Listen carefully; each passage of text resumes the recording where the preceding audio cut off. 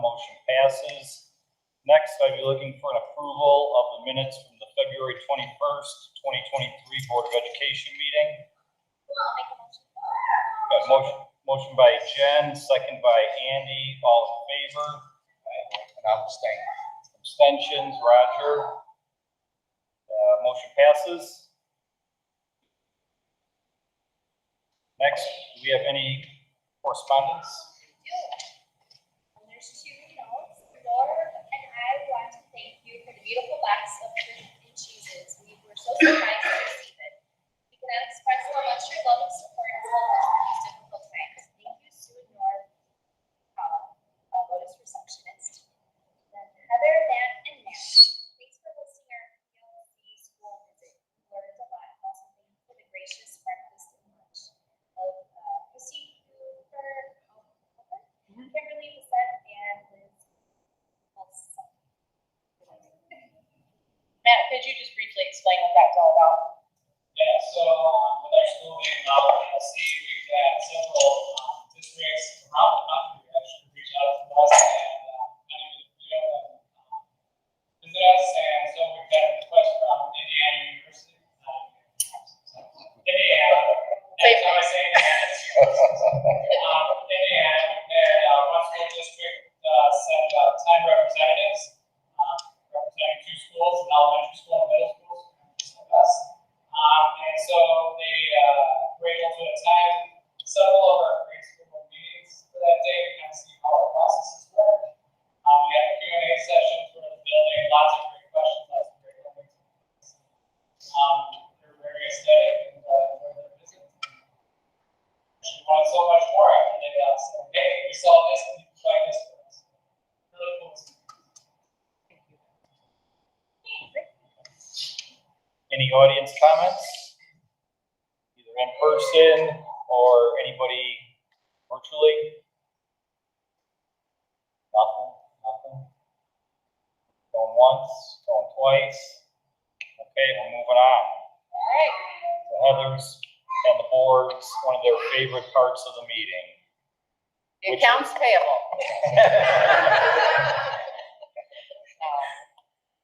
Wow. So just so I have everybody's attention.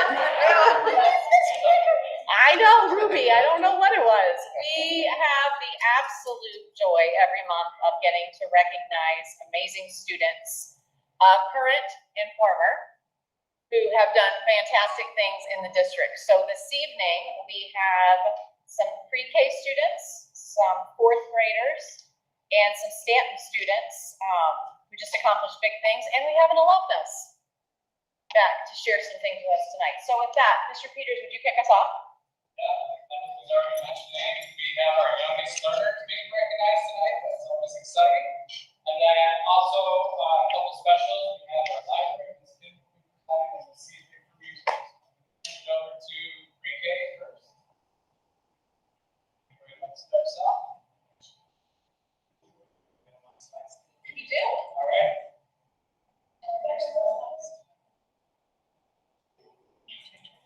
Yeah. Good evening. I'm Miss Mary. Come on up, Mr. Kev. My name is Miss Mary. First doing, I am one of the full day preschool teachers. Up here, we just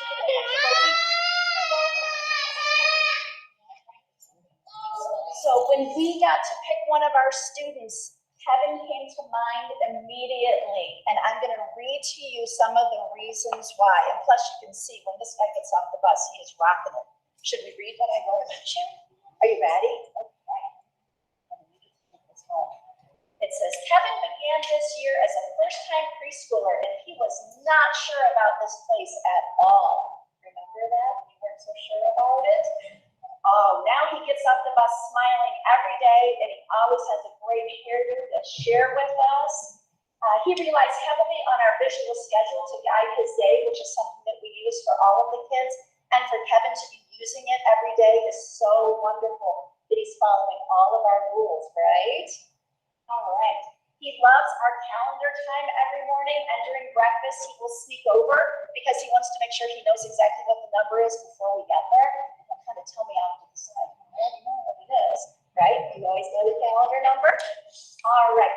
He is kind and gentle and caring with all of his friends. He has been exploding in his road with letters and sounds and numbers, and he even is learning all of his lowercase letters. When he found out most of the lowercase letters were just like the uppercase, wow, all of a sudden now he knows even more.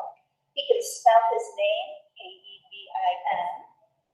He is a master builder in our classroom with magnet tiles and blocks, and can actually, without maybe even knowing it, he knows symmetry and matching and all of the shapes. He's learning to play board games with his friends, and he has some incredible moves during our song and dance time, which we'll share some videos with Mom and Dad.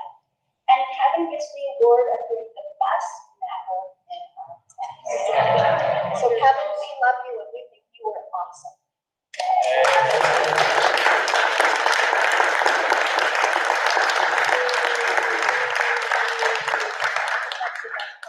The hug that we get every day, that's what we don't need. So this is for you to take for Mom and Dad, okay? Congratulations, Kevin.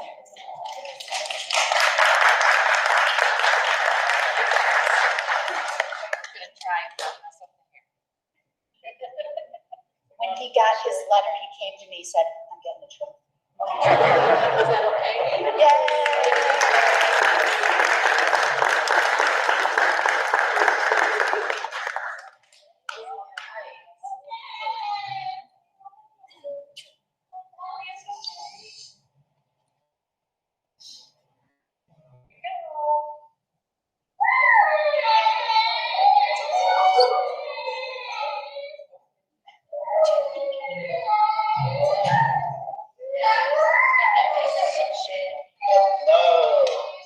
I'm Ben Musser. I am also a full day preschool teacher. And this is Eli. Eli, you want to say hi? Eli, I picked Eli for our student for the board of recognition because he began this year shy and scared. I don't know how we see now. But didn't really speak a whole lot the first 2 weeks, but he has blossomed into a friendly and outgoing and talkative student. He takes great pride in his work. He's always asking me to take pictures of his creations to send home. He shows compassion towards friends and is attentive and learning. He's like the first person at carpet in the morning. He's ready to go. He is proud to have accomplished his goal of riding a tricycle over the hill. And is always eager to help wherever he can. His growth in letters and numbers has exploded this year, and we are so proud of him.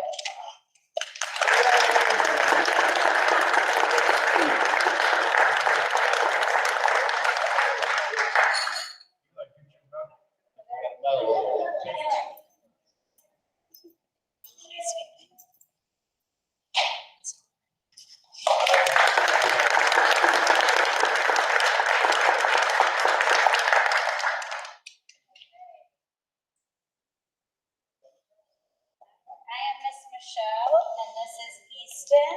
He is in my PM class, and we are nominating him because he is such a role model for his peers.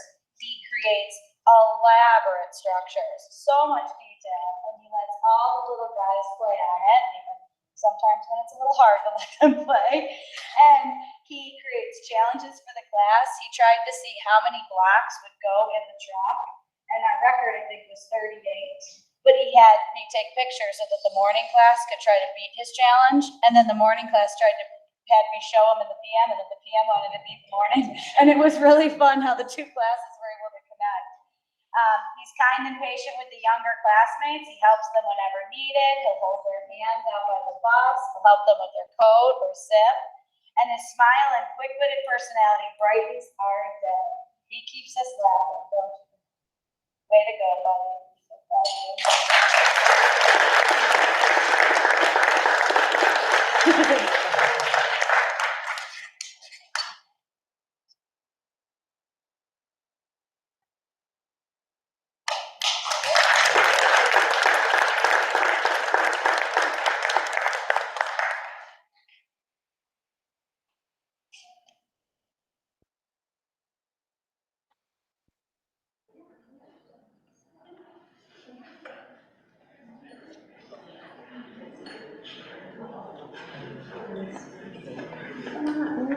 I have Melanie and Colleen with me. I'm Miss Erin. I'm the early childhood special education teacher. And we have the pleasure of having Ollie up here. Hi. So before coming into our classroom, Ollie had not experienced a school environment before. So it was really a new experience for him. And he took so well to exploring our classroom, the whole environment, going outside. He did a wonderful job. It was so exciting. Checking things out. Okay. So he quickly took interest in his new friends. One of our favorite things, he would always be like, who's coming in here? He'd peek under the door and he'd get so excited and wave at people when they were coming in. It's just one of our most favorite things to see. He's always happy to share a smile with everyone that comes into our classroom, and he is definitely like a Mr. Congeniality of our classroom. He's a wonderful place. His physical delays are not a barrier of how he explores our classroom environment, both in and out, and he's made absolutely amazing growth. He's been using a stander and a walker, and he is taking off, and it's amazing to see him go from just within our classroom environment all the way down the hall, and he is cruising. He has a mission, and we love to watch him. Yay! He's grown leaps and bounds with his imitation during play, and he loves the dramatic play area. It's one of his favorite places to go, make a meal. He likes to put things on a plate, hang out with his buddies.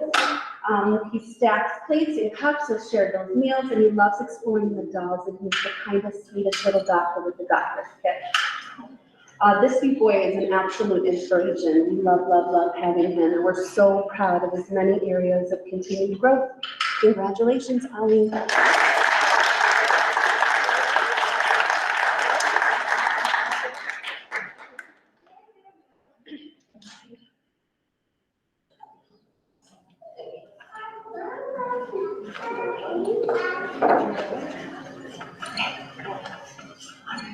And 114 staff members in the room, you know that Ollie was featured recently in our Fighting with Frizz video. You saw him practically running down the hall, which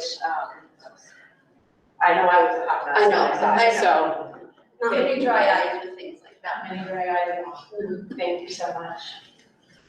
All right. Here's Miss CJ.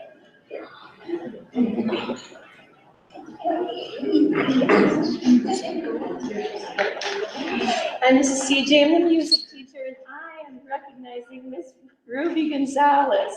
I am so proud of Ruby. Tonight it's my honor to recognize her. Ruby's a fourth grader in Miss Fenton's class. I've had the privilege of sharing music class with Ruby for several years, and now she's also in my choir, which I'm super happy about. I am so proud of you, Ruby. She has always worked so hard, and you are so kind to everyone, and not just in my class and in choir, but in your class and at lunch with other kids. I see it every day that I'm with you. I'm with you every day. When she's with younger students in class, you're like a big sister to them, and you help them out and show them the right thing to do. I saw it again today in Mr. Little's room. You're always so good with the little boys, with the Dude Ranch. Ruby, it's been a pleasure having you in my class, and I have loved watching you grow into a kind, thoughtful, and steady young person. I know that nothing will stand in your way once you set your mind to it, and you will do it with kindness. Way to go, Ruby!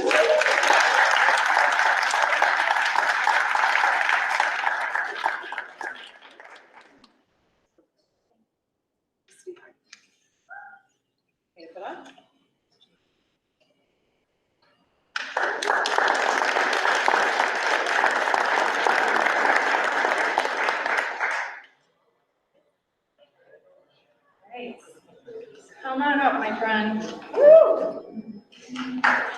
Lady is in the house. All right, I'm Miss Kim in Library at Lotus here, and I would like to honor Mr. Grady Brayowski, who is also a fourth grader in Miss Fenton's class. I have the honor of seeing him once a week in library and every day at parent drop-off. He always has good manners, smile on his face, full of energy, and ready to rock as soon as you get out of dad's vehicle. Strong leadership. Peers are always looking up to him. He's focused, goal-oriented, attentive, listening skills across the board. meets and exceeds his goals in AR for the past 2 years. He's always exceeded his accelerated reader points. Kind and humble. A good example is a couple weeks ago, he won the second trimester PBIS raffle, and he was contemplating which Lego set to choose between Minecraft and Harry Potter, and he thought of his brother. He chose Minecraft, and he said, my brother can build this with me. Helpful at all times. It's not that he has to help, it's that he really wants to help. Respectful to everyone, and just a super role model and a great team player. Competitive, but in a sincere way. And you can see the picture there. He's by his favorite series right now, Captain Underpants. And when he asks, why do you love reading? Tell him. Because I love cliffhangers. So congratulations, and I look forward to watching you continue to succeed and read with you, my friend. There you go.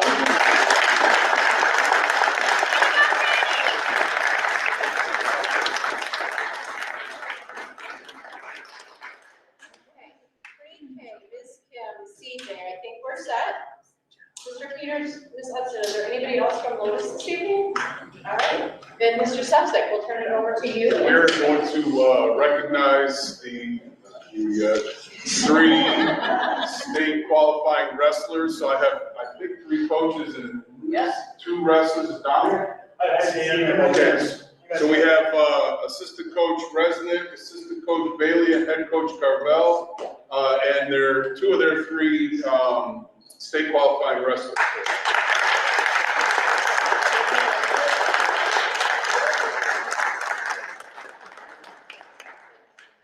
Well, okay, I'm gonna here first. We'll start with Eliana. Eliana's been wrestling for us for a long time, since 5th grade. Way back with Georgie over there. Okay, all the way back. And he started out kind of wild, kind of crazy. We kind of worked with him. He just kept working, kind of calming down. And even this year, it's like trying to get focused and kind of really just show those leadership qualities. He really started stepping up as a leader, started calming down the mat, and also started winning matches and winning more matches. And then he started winning more matches all of a sudden. We got him in a weight class where he was really successful. I was going, well, he can probably go down state. Then he ended up going down state, even being successful and winning down there. But state is an amazing accomplishment as it was. His character, the man that he is, the way he talks to people around him, the way he shows respect to his classmates, staff, the kitchen staff. Mr. Zell called me the other day to tell me about how he was just making good choices, which is awesome to see. So as much as we're here to celebrate the athlete, we're also here to celebrate the man. Now we're doing a really nice job. Okay. Hold your applause was able to do if you want to. I just wanted to say, Elian was, if we could call him that, he was a true team captain for us. He rallied the rest of it behind him. Whenever they were slacking off, he let them know. But whenever they were doing a good job, he let them know too. He was the first to cheer for his teammates when he was dedicated to it. He does get those chances going, which I really, really appreciate. I can say one of my most favorite moments was watching him play the finals. So that was, I'm gonna remember that forever. That was a moment.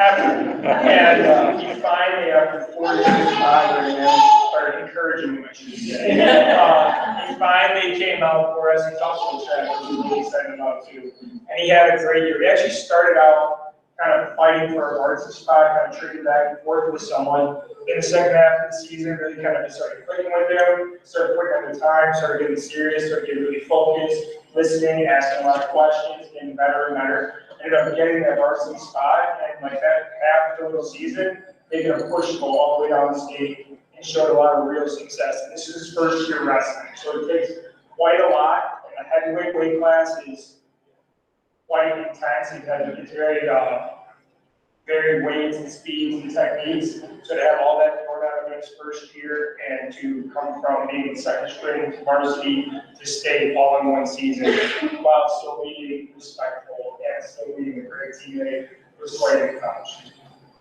I guess the main thing I want to say is that the team's only really, throughout experience wrestling since I was a little baby, because from all skill levels, I would say the wrestling team's only as good as their heavyweight. And we had to do it. And so the team really rallied behind his attitude. We He saw him make a lot of friends. I saw his confidence get better, everybody, like what was saying. By the end of the season, he looked like a wrestler, which is awesome. It was awesome to see. It was awesome to see all of understanding. And I hope he keeps wrestling. I hope. I was going to say, I think it was awesome to see you come in and just bring all that confidence and conditioning. By the end, you were a completely new wrestler. And I was so amazed, so happy to be part of that. Very good.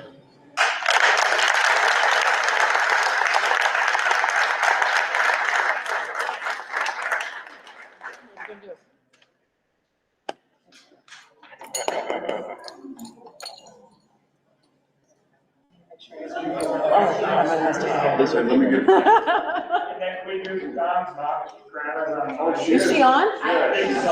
So after, let's do the picture real quick. No, go ahead. You're done. You're done there. I didn't see, thanks, Chris. That's okay. Where, I was gonna say, am I in it? Right there. All right, Doesn't matter, we'll do it anyway and send the clip. okay, so it's, just, a little something about, Dom. He did a great job this season. He was a first-year wrestler, came out. He, again, was one of those kids who was bouncing back and forth, fighting for a varsity spot. Kind of got real serious towards the end, started focusing, kind of came in and just really toughed it out. And as soon as his last match was over, he goes, I want to get into off-season wrestling, which the other two did too. And so I texted Sharp Quirk over at the club, and we immediately got him information, and he's looking to continue to grow, and you guys are hopefully going to see a lot more Dom in events like this over the next few years. So, And what weight class did Dom wrestle at? you're wrestling at 70. 70. Yeah. So we got a heavyweight, we got a, Yeah, we were there all day, 167, 275, and 70. yeah, all the way down, all the way down. Awesome. Thank you so much.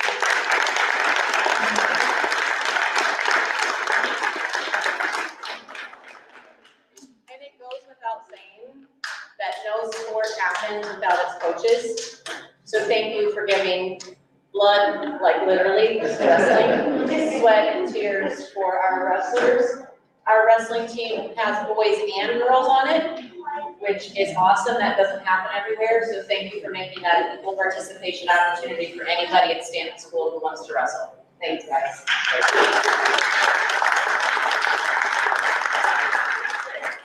We have an all-star with us. What's the difference between alumnus, alumni? Alumni is more than one. So she's Alumnus alumna in the, is a female graduate. so we have an alumna among us, Michelle Armenta. And so I didn't know pre-K was being recognized today, which is awesome. But Michelle is going to be graduating from Luther College in another couple of weeks. And she had Miss Michelle as a pre-K teacher here to start. So she is a D114 lifer. I can tell you, like, one of the first times I saw her as a fifth grader, I kind of just said, this kid is gonna be something. I could just tell. So then the eighth grade team selected her as the Illinois Principals Association 8th Grade of the Year. We had a little help getting her into Luther. My uncle was the admissions coordinator there. And so we celebrated her as a senior leaving Grant to go into college. We stayed in touch, great kid, and I just wanted her to kind of talk about the journey that she took and what all of you, Joel and Elian, all of you D114 kids can listen to the journey because it's out there for you. So just tell us a little bit about Luther, Decorah, how is it like different than Fox Lake? She's in Denver now, doing her internship, so just let us know where you're at and how you're doing. So I graduated from Stanton in 2015, and then I graduated from Grant in 2019. And then I started at Luther College, which is in Decorah, Iowa. I'm sure a lot of people don't know where Decorah is, but it's a very small town in Iowa.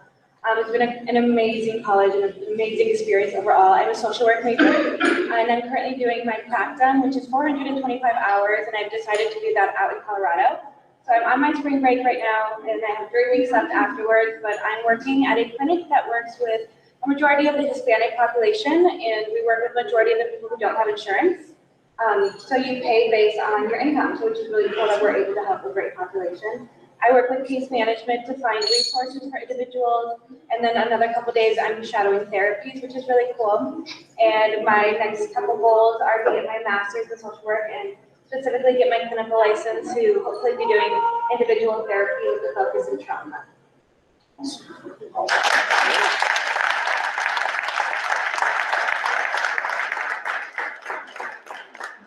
is just a little kid from Queen, who's right over by school, who's now out in Denver, right, specifically, helping people that need help, which is something that has always been near and dear to my heart. And I love the fact that she took that route, and I'm just really proud of her and wanted to celebrate it today. So, any questions for Michelle? Kids, students? Board? Are you moving back to work here? I am, All right. yeah. Excellent. She doesn't get a medal, but she gets a hug from her.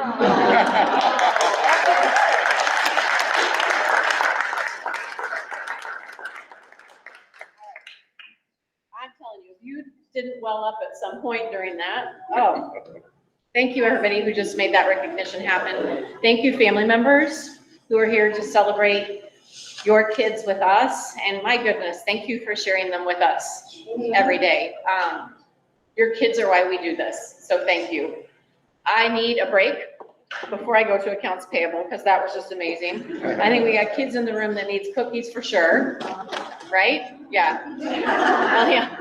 So how about if we take about a 7-minute break for pictures, for hugs, for cookies, for whatever, and just, thank you. Can we get in the board minutes that you're gonna take us to dinner this summer? No. Christie? She didn't hear it. With that said, let's do about 7-minute break and everybody just have a great time. Thank you.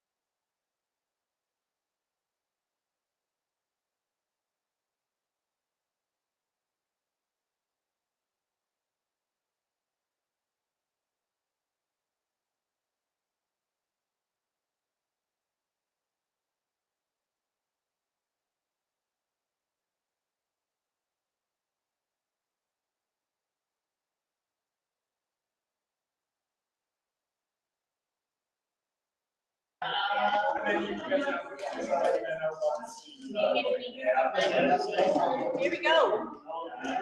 Thank you, guys.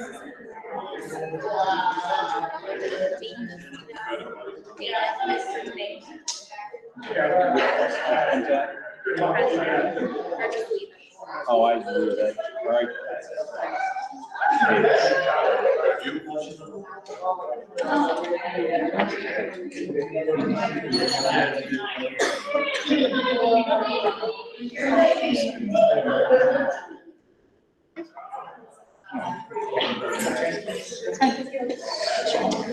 Okay, we're gonna jump back into the meeting here with item number 8, the consent agenda, which represents $708,531.35 of accounts payable, the February treasurer's report, and destruction of the September closed session minutes and recordings.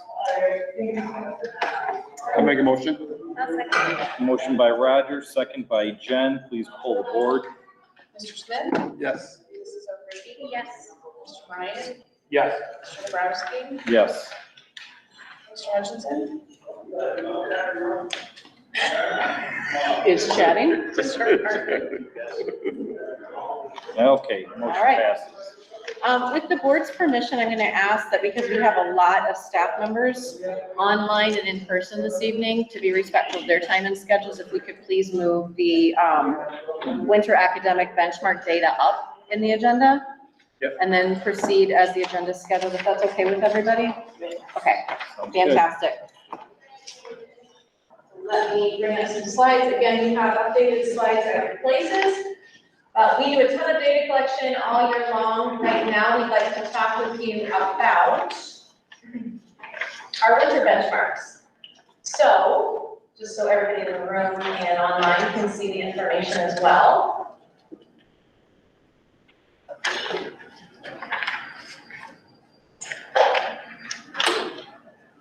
Our purpose tonight, as it always is, in a data presentation, is to share our data, celebrate successes, and then obviously talk about action steps for ways we can continue to get better. We have a ton of people who are going to be sharing tonight, which is awesome. I appreciate everybody's time in creating the slides and presenting. Those of you who are checking from home, thank you so much. What I want you to know is that there's a lot to celebrate. I think probably more than we've ever had in an update presentation. So I need you to buckle in. If you need a cookie, do it. But just get ready. Just get ready. Frame of reference and some things we want to connect back to is at our fall benchmark data presentation, we hit hard on things from the school report card from last school year. Specific things that we were looking at were overall proficiency. We were looking at our chronic absenteeism. We had conversations around our teacher retention rate. We definitely wanted to talk about that chronic absenteeism because from the Stanton perspective, it is one of the indicators that puts Stanton in targeted status. So that's something that we really wanted to work on. But we also, as a district, weren't super happy with that being at 39% of chronic absenteeism, meaning the percent of students who miss 17 or more days in a given school year. That's for any reason. So sometimes kids are absent because they, especially last year, they had to be out because of COVID-related reasons. So that was a slam dunk 5 days. Sometimes kids are out because they need professional help. That still counted. So it wasn't a matter of a merited 7 days out or unexcused. It was if you're not here, it didn't count. And so I want to applaud the two schools that are really taking that seriously. Not that we ever didn't, but I think there was kind of a habit of mind from COVID where when we learned in a virtual platform and it just kind of relaxed in tone, not about the work, but there were times that we didn't take it quite as stringently as we had, that we needed to bring back communication and really attention to that more than we ever have. So I'm pleased to share a little bit of data with you on this. Remembering that the target that we're striving for is improvement would be us hitting 20% or less of our student population in that chronic absent range, with the absolute goal target being in, and you can't see it here, being in like no more than 13% is what we're aiming for the state to look at us and say, this is exactly where we would expect a school, and then average together a district to be. So you have the prior year's data there. Natalie, what do you want to tell us about Lotus? Well, we've definitely gotten our attendance rates up, which is great. So right now, we have a lot less students in that range. So we've done a lot of things to promote excitement for the kids to be here. One of the things we're doing is playing attendance bingo every morning. So the kids have to be in their chairs before the period starts, so that would be 7:45 in order to participate. So they're telling their parents, we have to get to school, we have to play bingo. So they get excited about that, but just making a lot of home visits, partnering with our truancy officer through Lake County, tons of parent communication for just phone calls and virtual meetings, and then also we partnered to do a lot of attendance support plans, which is really to document the parent sign saying that they're making a promise because they're here at school and partnering with us in any way. So it's been really positive. It's been a lot of work, but it's been the right work and it's good. So if we're talking about data, what we want to look at is last year's numbers, and remember that's reflected in the 3rd and 4th grade class only, because those are the students in the accountability group. So what we looked at here is that same group of students, and we're at 3% of that accountability group this year so far. It's the end of the 2nd trimester, so we're doing really good things, and that is a shift again from 42% of their cohort group from last year. So thank you. Thank you, staff. Thank you for the energy around attendance. There's a lot of things that we're doing what we did. Like some of the things that Natalie talked about, some of the things the staff, that's what has been happening. If you remember, Lake County uses some of our attendance protocols and contracts as their exemplars. So it hasn't been an absence of the work. It's been, I think, more public attention to the work. And as you'll hear throughout tonight, getting kids involved in their learning, in their goals, helping them be a part of and excited about things we're working on is making a big difference. So pass to Lotus on that one. And Michelle, I'm gonna ask you to talk about Stanton. Yeah, Stanton, we've seen some great improvements as well. You know, I think it's tougher with the middle schoolers, you know, because a lot of times it gets into like a power struggle with parents and their middle schoolers when they don't want to come to school. So just being there to provide support for them. We monitor our attendance weekly. So we are weekly sending out attendance letters, and a lot of parents are surprised because it's parents that are receiving these letters that may call in for unexcused absence, or that don't call in, and that are calling in just to let parents know where their child is at. And I think sometimes parents take vacations and, you know, like we don't realize that these absences do add up, and that affects our school overall as well. So I think just letting parents know and just keeping that line open, you know, between home and school as well. We do a lot of student goal setting where I'll sit down with the middle schoolers and we look at where their attendance is at and set a goal for their future as well. And then we check in with that. And then we do monthly attendance incentives for students that are at school as well. And we've just shown a lot of progress so far. So I really hope this keeps going. Great things. Because we know we can't help them learn if they're not here. So, and I think with a couple of parents that have even reached out to me, they don't realize how fast this stacks up. That it gets to 10 really quickly. And a lot of times their first response is less than happy with us, which is okay because the fact of the matter is, get your kids here. So you've done a beautifully graceful job in handling that, being kind of the front line of the two of you, but everybody. And first of all, making school a place that kids want to be. So that's the first part of it. And then building in some new systems and supports to help engage our community. Awesome. Thank you. Okay, so other targets that we work toward, I'll call us back to the strategic plan. If you'll remember, we set targets for the end of the year in terms of academic growth. So everything we're looking at is mid-year markers toward an end-of-year target. So it's kind of like the halfway mark in this data progression. So we're hoping that at least 50% of students are on or above grade level as measured by already. End of year, at least 55% of students meet their math growth targets and literacy by the end of the year. And we're hoping that our tier 1 is successful for 80% of our students, with only 15% needing tier 2 supports and 5% needing tier 3 supports, again, by the end of the year. So everything we'll be presenting from this point forward is kind of that mid-year check on how we're doing toward these targets. So with that, I believe this is you, Amanda. Yes. Okay, so this is our winter already diagnostic data, and this is for the entire district. So this is our K all the way up through eighth grade students. The kind of light graph on the bottom is our fall data, and then the winter is the more golden color. So as you can see, we've made some really awesome progress with both our on and above grade level students being those two green categories. We've increased all the way up to 34%.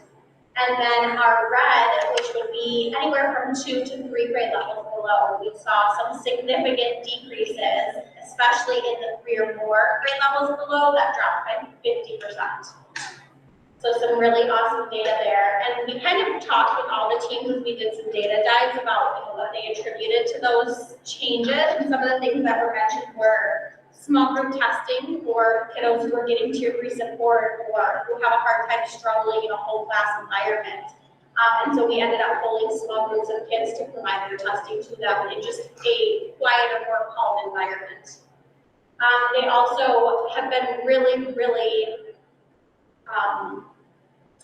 proactive in setting goals with the kids. So we looked at where their fall data fell, and then we made a goal on, here is what half the year would look like. And getting the kids involved made a big difference. They were like, oh my gosh, I met my goal. And you could just see them like beaming when you talk about their data with them. And then iReady is also, we have this component where the kids practice. Not every day necessarily, some grade levels do choose to do that, but the heavy emphasis for us is just that they're passing the week. So it's not so much just spending, time on it, but it's really making those lessons valuable by encouraging them passing grades. And then another thing was just that the K4, we had adopted the Bridget number for over here, and that has kind of been a game changer for us. It's just a little spiral review of some skills that we don't see until the end of the year, and so now they've seen them much earlier in the year. And Amanda, what job do you do? Because I know we know it, but not everybody knows it. And then I'm the interventionist here at Lotus, so I get to service all the kiddos in math that usually fall in those red colors. So one of the things that we learned and spoke about in the fall data review was some learning about that yellow band. Is there anything you can add to us about the importance of the yellow band and how to not interpret it? Yes, so the yellow band is related to end of the year.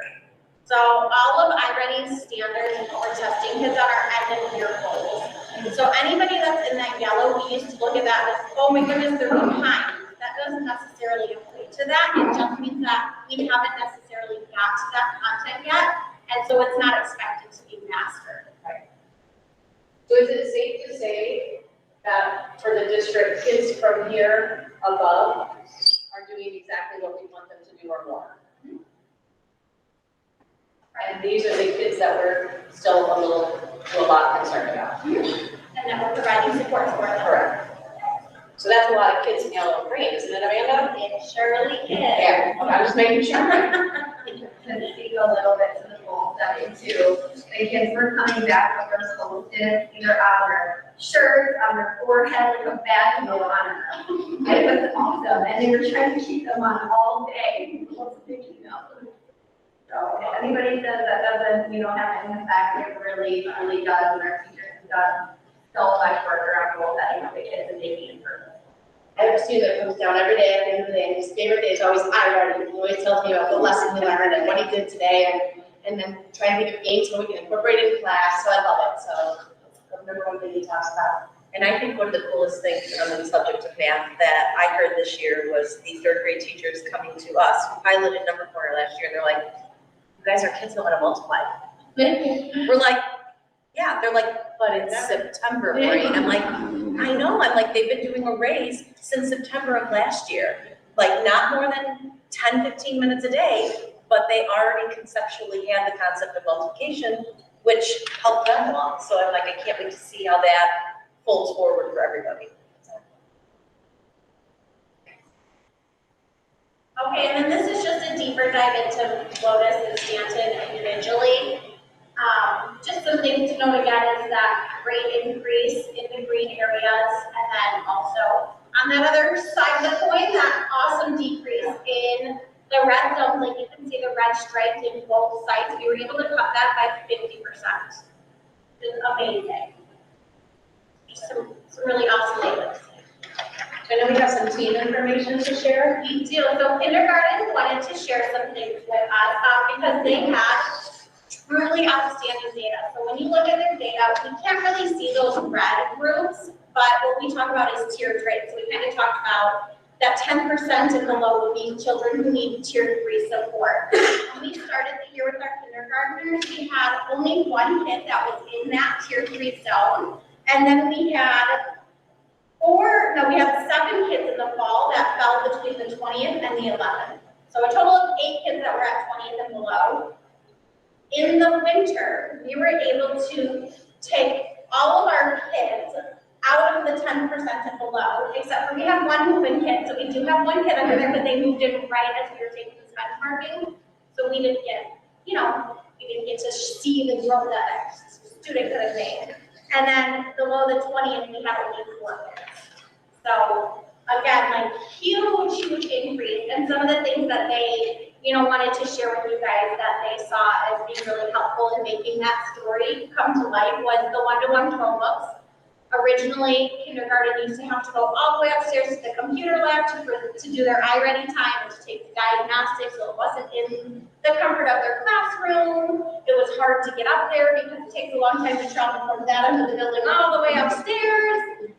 So they are super grateful for the one-to-one Chromebooks and the access to the technology for their students every day. And they have the touch screen program. So it's more appropriate for kinder learners to be able to touch the screen. Those are wonderful. And then this year they've been more purposeful than ever about adjusting iReady pathways. So something really cool about iReady is after you take the diagnostic, it sets a pathway for you. And so they have been really awesome about like, oh man, for this testing, we're not going to get to geometry very often. Let's reset their pathways and give them some geometry lessons because iReady helps teach them. It gives them lessons and then practice and then quizzes them. And so they were able to adjust pathways to make sure that the kids had access to all of the different areas that they would see in the winter benchmarking. They also do iReady daily. So again, having those Chromebooks allowed them to practice every single day using that technology. They are really focusing, like I said, for kind of that whole district change was focusing on lessons passed instead of just minutes on task. And then another thing was that the team has been together for a few years. So, when you guys are together as a team, you really learn how to collaborate and you can just build upon each other's strengths and weaknesses. And when you have a brand new team every year, it's not always easy. So having an established team, they felt like really also helped tell their story. And then this is my data, my personal data. So I was able to work with 20. We made her put in this.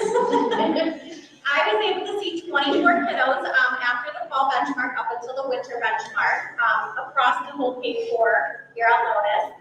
And my students saw an average of 26 points of growth. The expected growth is around 15 points, sometimes less for our 4th graders, sometimes a little more for our kinders, but in general, it's about 15 points. And 100% of my kids showed growth.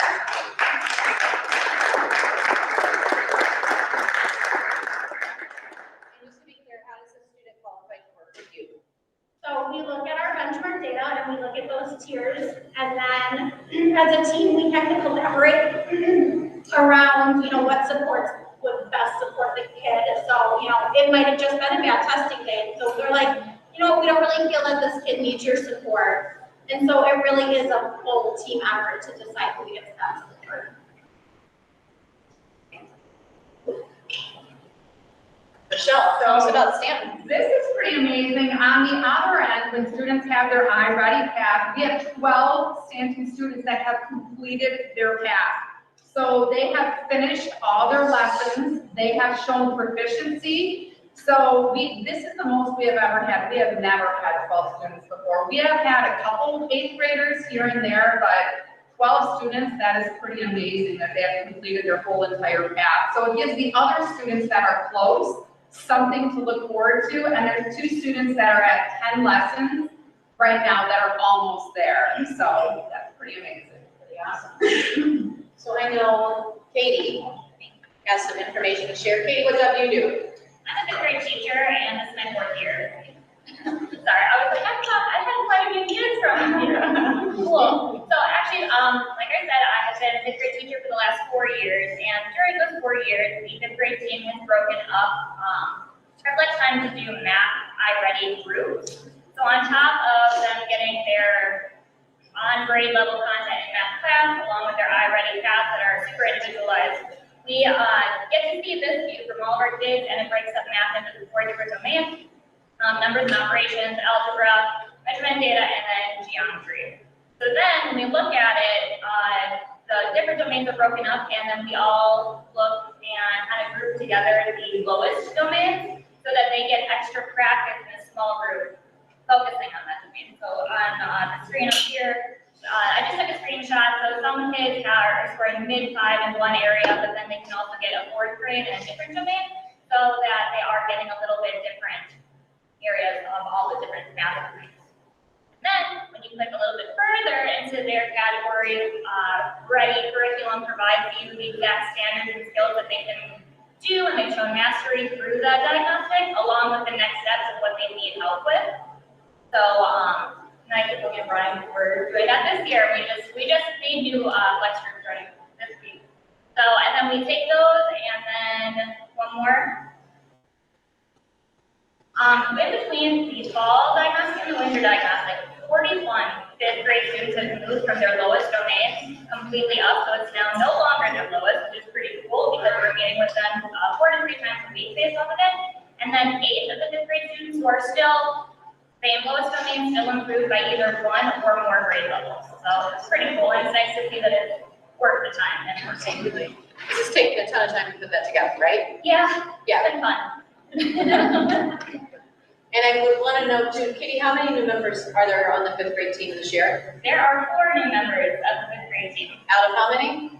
5. So it's a brand new team It is in a a lot of brand new ways. team. Yep. So it's been nice, and then we've made a couple changes in between the last couple of years, but same idea, focusing on the very, very specific individual domain that the kids need. And Brian is a good, not just a wrestling coach.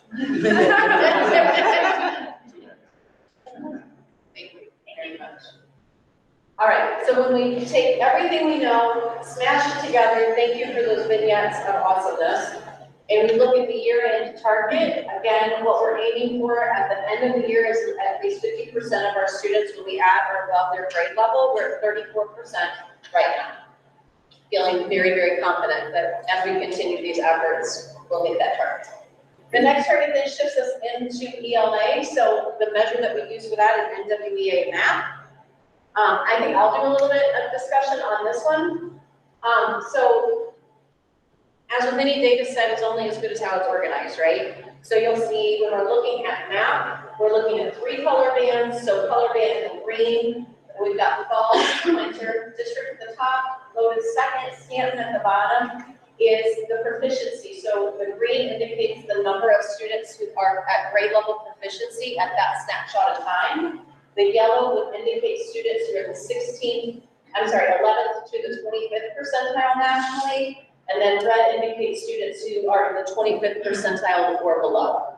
Because when we're looking at metrics like this, we consider above the 25th percentile in a bell curve is in the average range. So we want to make sure that we're keeping a tight eye on those students who are in the bottom 10th percentile. So when I added a gray arrow here because when we were looking at data at Lotus, we found that we were able to expand that 10th percentile and below is tier 3.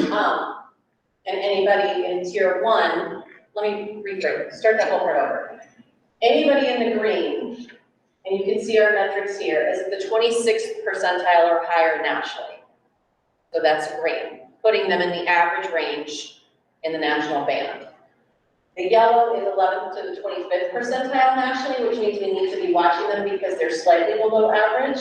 And then the 10th percentile and below would be students in that red domain, and those are kids that are quite discrepant from grade level proficiency when we look at the national averages.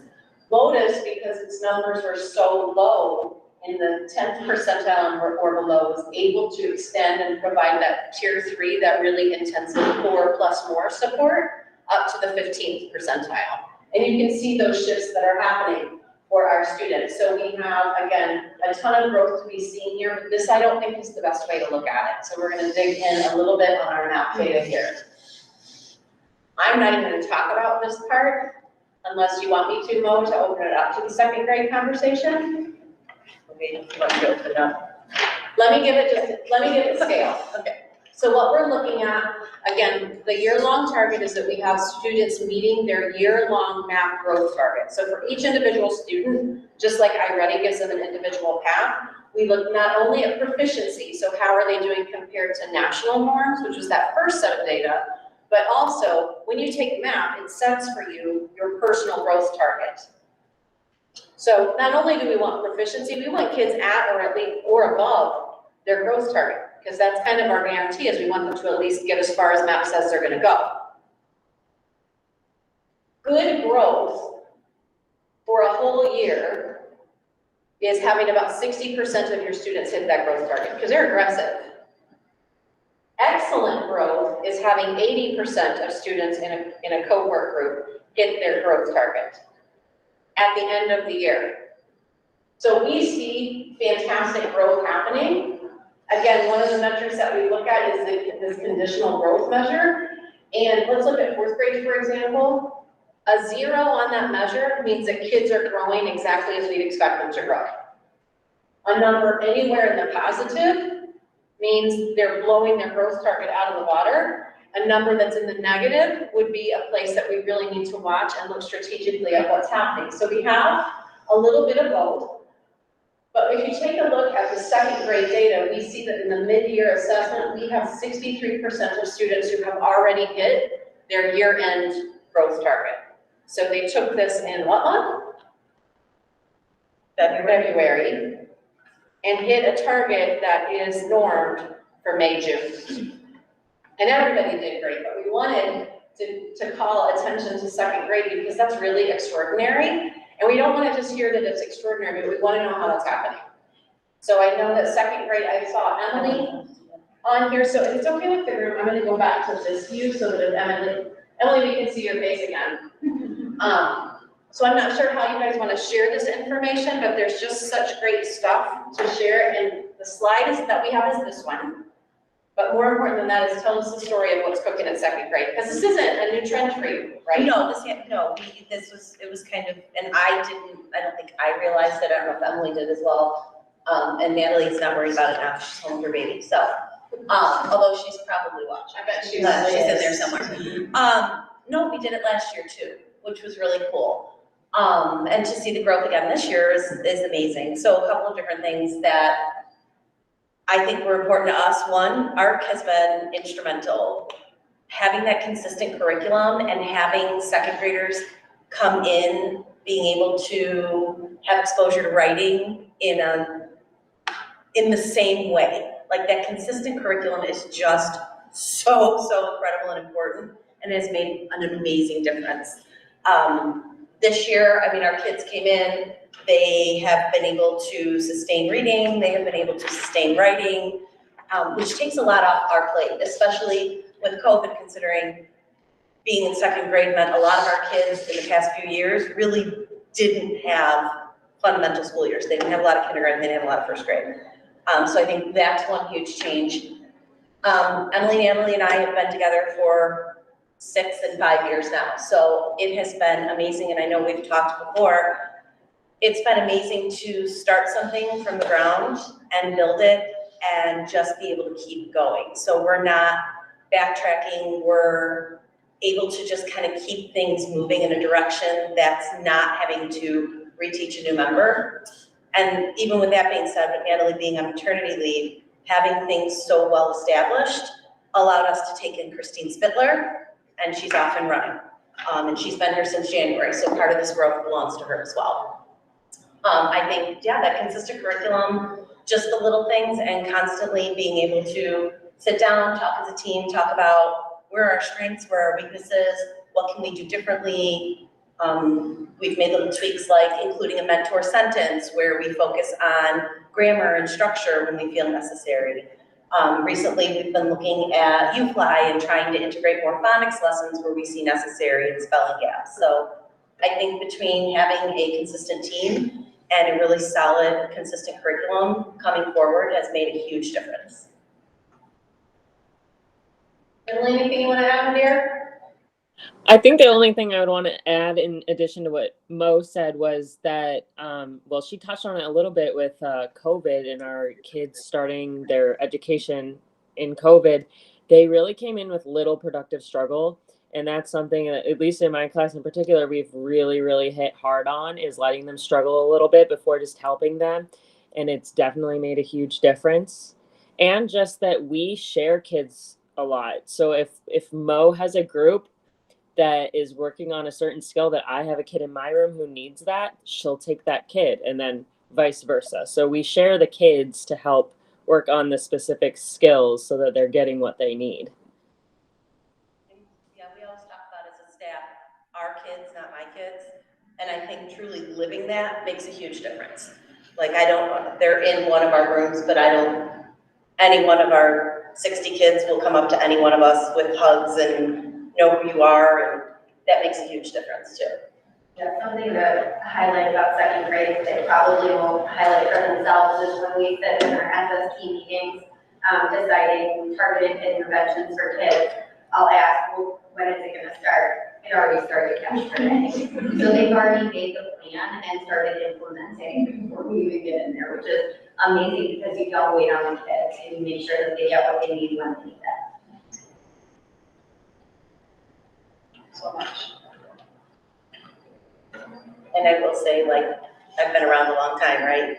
This was the first year, every single one of my kids, every single one of them grew on their math test. No one went below, and even my highest kids, and I have one who is particularly off the charts like I've never seen before, showed growth. And that's not typical of second grade high learners either. Usually we see a dip going into winter. Every single one of them showed growth. Thank you. Thanks, second grade. All right, Amanda. I get to talk on this one too. So So if you didn't do enough in math.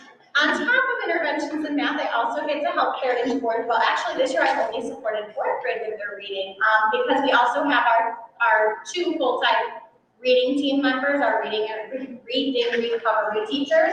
And they support 23 first graders first off, which is amazing. And on top of that, myself with them have been able to support 26 second through fourth graders. And of those 26 kids, 18 of them increased on math, which was about a 70% that made growth. So we did something really cool this year with our reading interventions. Instead of everything being kind of pulled out, we've had our reading specialists pushing into the classroom a lot more, supporting not only reading but writing, because ARC is so heavily involved with that writing piece and having like a final writing project to show what you've learned. And so having the reading specialist in the room has also been amazing. Amazing. I won't chime in on everyone, but I have to say this too. It's been so beneficial for our teachers, especially our newer teachers, to have that level of expertise in the room for reading instruction as well, and to be able to piggyback off in the moment instead of waiting on that. So let's take a look and shift gears to ELA student proficiency using the same metric, which is the map at Stanton. You can see our 5th, 6th, 7th, and 8th grade data making fantastic growth, really close in variability to exactly where we would want students to be, but I'm gonna call to 8th grade student data where 60% of our 8th graders have met their year-end math target. And ask, first of all, let's dig into 5th grade and ARC. Should we do that first and then come back to the 8th grade data? So 5th grade is using the ARC resource. And then as you remember, 6, 7, and 8 are on Amplify. So we'll talk a little bit about that in just a second. But Brian, are you going to share some information and talk to us about this data? Yeah, so this table here represents the reading levels for our 5th grade is orange. You'll see at the top of each column, there's a little color. So 5th grade is orange, that's on level. Purple will be 6th grade, bronze will be 7th.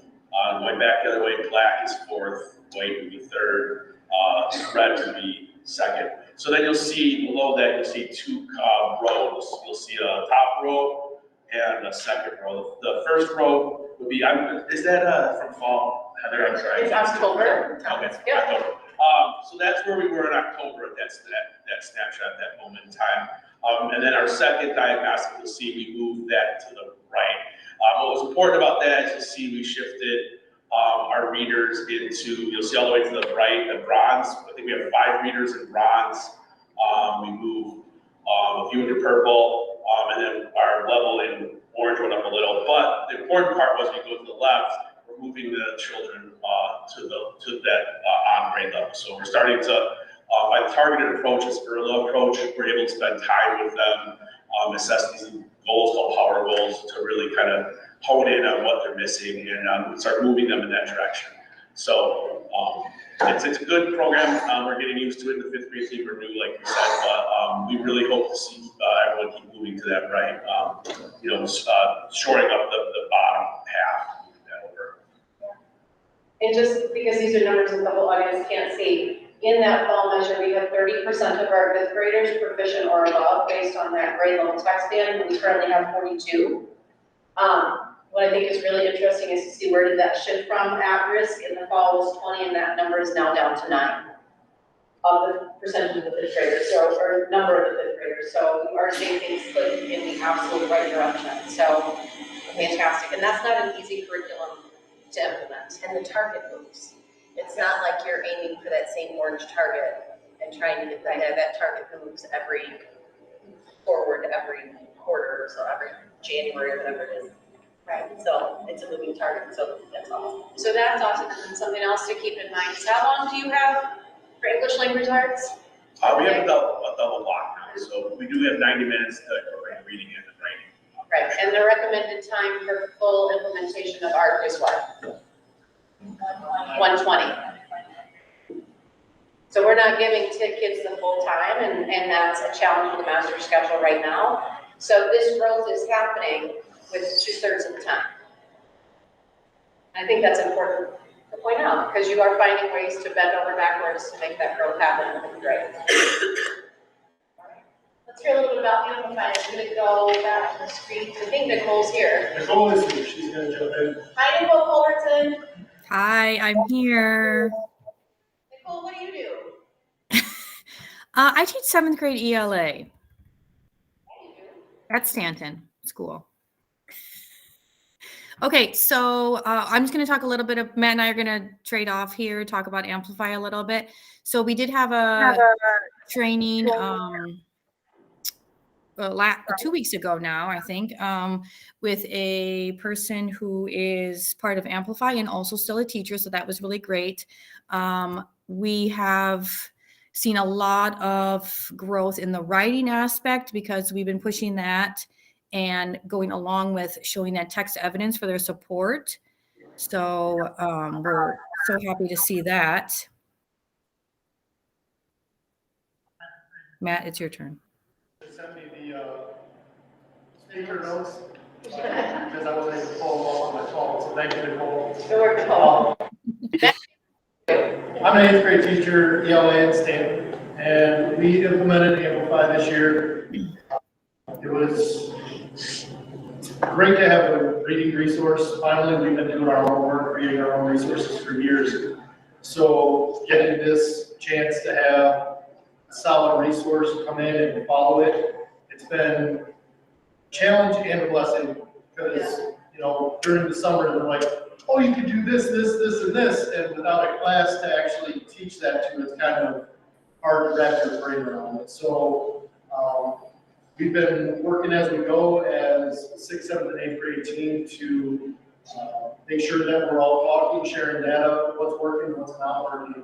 And one of the things that we seen are these little polls as we're going through the lesson. And they're quick questions that kids just answer, and we go to the next screen and they see the results, and sometimes they're shocked by those results. So it creates good conversation, quick conversation that, you know, deepens their understanding of the material.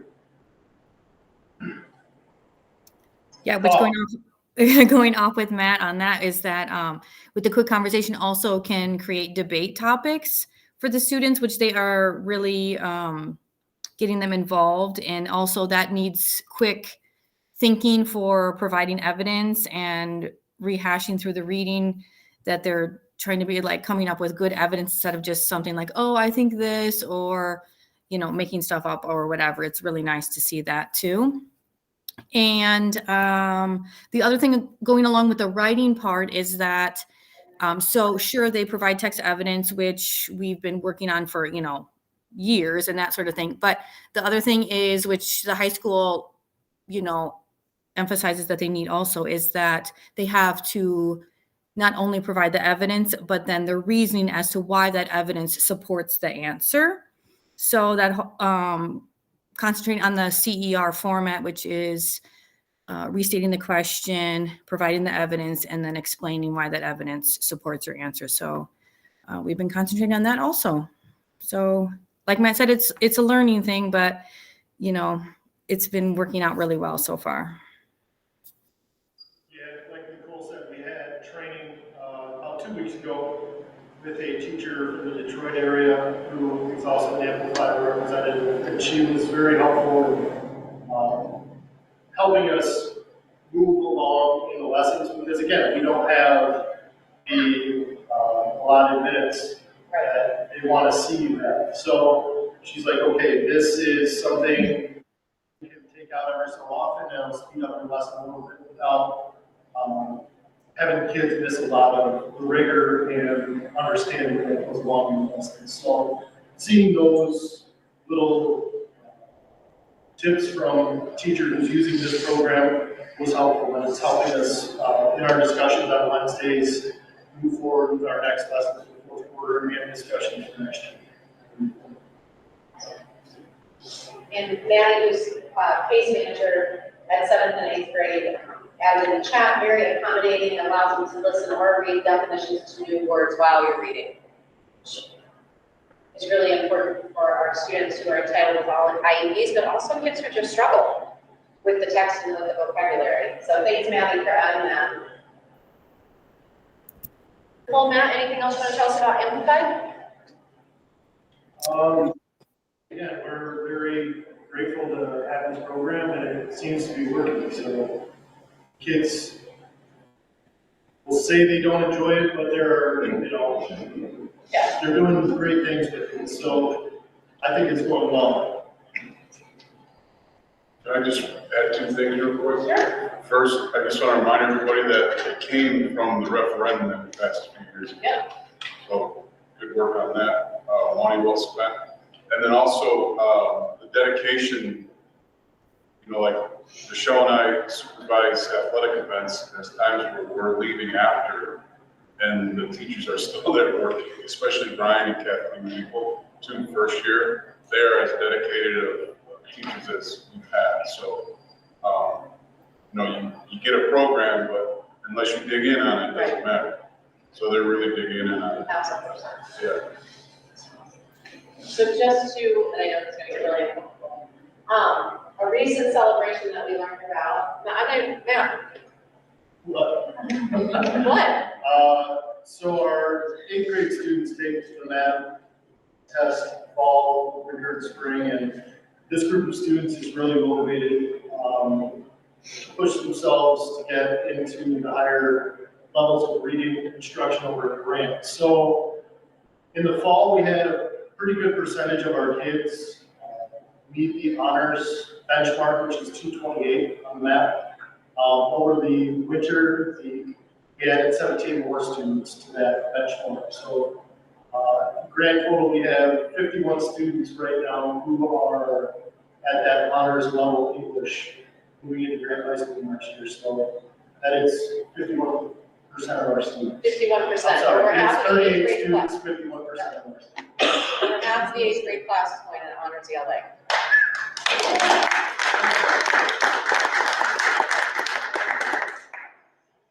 Keep pushing them. Yep. Use that as a railroad.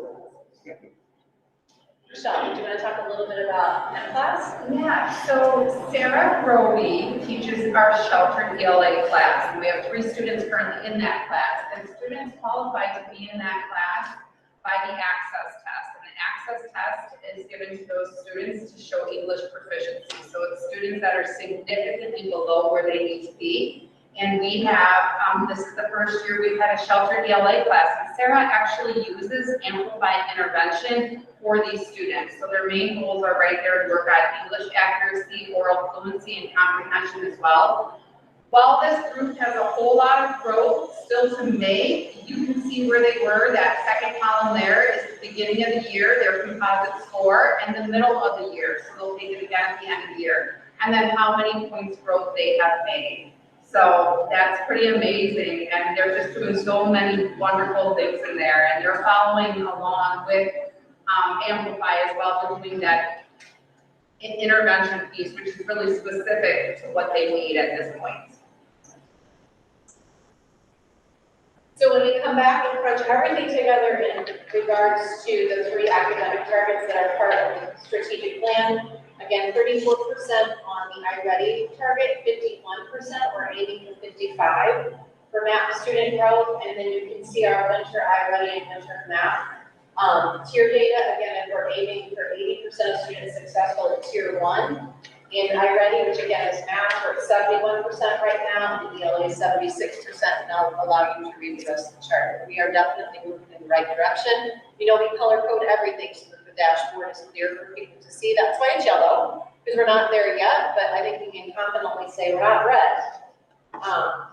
We're working hard and striving to turn all of those yellows into greens. Brian, I thought I saw your hand. Yeah, the 90 minutes versus the 120, is that common for schools to put 90 minutes towards it versus where are we falling short on the extra time? Is it just a result of the schedule or? We run into the same problem with math. Yep. Like all the resources want you to focus, so it's 90 minutes for math, and we only have 45-minute periods. So we're able to double block ELA, reading and writing. But if we go to school for 9 hours a day, we met the minute requirement of each of the new resources. So we only have 6 hours and 35 minutes. So the teachers they don't have to create the material anymore. Now they have to work to make it fit into the way we do things. So it's become a lot easier, but still not easy. Well, some of the new reports coming out on the state of Illinois, it looks like you guys are doing extremely well. Because the stuff that I just heard was disgusting. Well, I think it's because we passed the referendum. That's right. We're all working really hard for kids. Absolutely. I heard a story today that said that, thank you, I think Mary Santee is on this call, she shared this data with me. She was so excited about our improvements in the absentee data because New Trier just reported at 39% chronic absenteeism. She's like, look at what we're doing. And it's cool because everybody's taking pride. Not that we always haven't, but we're taking pride and seeing growth, and that feels pretty darn good. So what are we gonna do? I know you have access to this, so I'm certainly not gonna read it to you. We're gonna keep doing what we're doing. It's working for kids. We're not gonna add new things to it because that would be dumb. We're gonna keep doing the things that we're doing, things like looking at our PET scores. You know, our data would indicate that we can stretch that tier 3 support, that most intensive support, past the 10% now because the kids are doing well. And the hope is when we do that, they come further down those pyramids and we start to hit that 80% being super successful at tier 1. We want to, and thanks to Mary, who always finds ways to squeeze money out of things, to continue our summer programming we're going to be able to replicate the programming from last summer because we showed in the fall we have great data, and almost no summer slide for kids that participated in a summer school program. I do believe, as does, the team that worked on this, that it's time to crosswalk our math fence posts, our essential standards, and just make sure we're still calibrated and grade to grade, content to content. We're not kind of creating gaps for students, particularly as we're looking at things like time challenges, because things have to get cut. When you don't have 90 minutes for math, things have to get prioritized. So just to make sure we're still prioritizing the appropriate ways for both math and social emotional learning. You know, I shared with you at the beginning of the year that idea of the first 5, just 5 really finite instructional practices. I want to compliment everybody on kind of rolling with that, and bigger than that, embracing things like the personal greeting at the door. It matters. It matters. How we those learning targets up for academic and social emotional matters. The way we're checking for understanding in every lesson is what leads to data like this. I'm not surprised at the data story we've known all along and are adjusting instruction. Even before we can meet about it, like in the second grade example, well, yeah, we already started that group. So we're gonna keep on keeping on because what we're doing is working. I asked Lynn to give some information because another one of those priority areas was the achievement of our IEP entitled students at Stanton in the domain of math. When we think about Stanton and the targeted status, so we wanted to do a quick check-in there. We know attendance is coming along, but Lynn, tell us a little bit about math for our IEP entitled students. So as you had said, that we have indicated that the targeted status, and so we kind of met as an administrative team to strategically look at how we can get more students asking more lessons, not necessarily more minutes, but how are those minutes being used, because students were staying on a particular lesson for an extended period of time. That's not productive use of that student's time. So we looked at that. We looked at to make sure that this IEP students were having the time in their schedules to receive their related services, which they're IEP entitled for, as well as having that time to put into the activity to do that. And we also did the same as everyone else did, setting those goals with the students, giving them a purpose as to, you know, why is this important for me? And that is part of.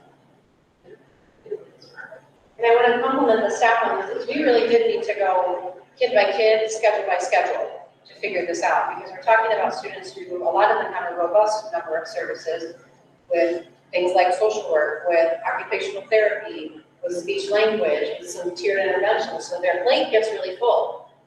And finding that time to make sure they have one more time to have access to their iReady, we really did, and the teams had to show a ton of flexibility on who can work with who during what, and how are we gonna make this happen, kid by kid, skill by skill.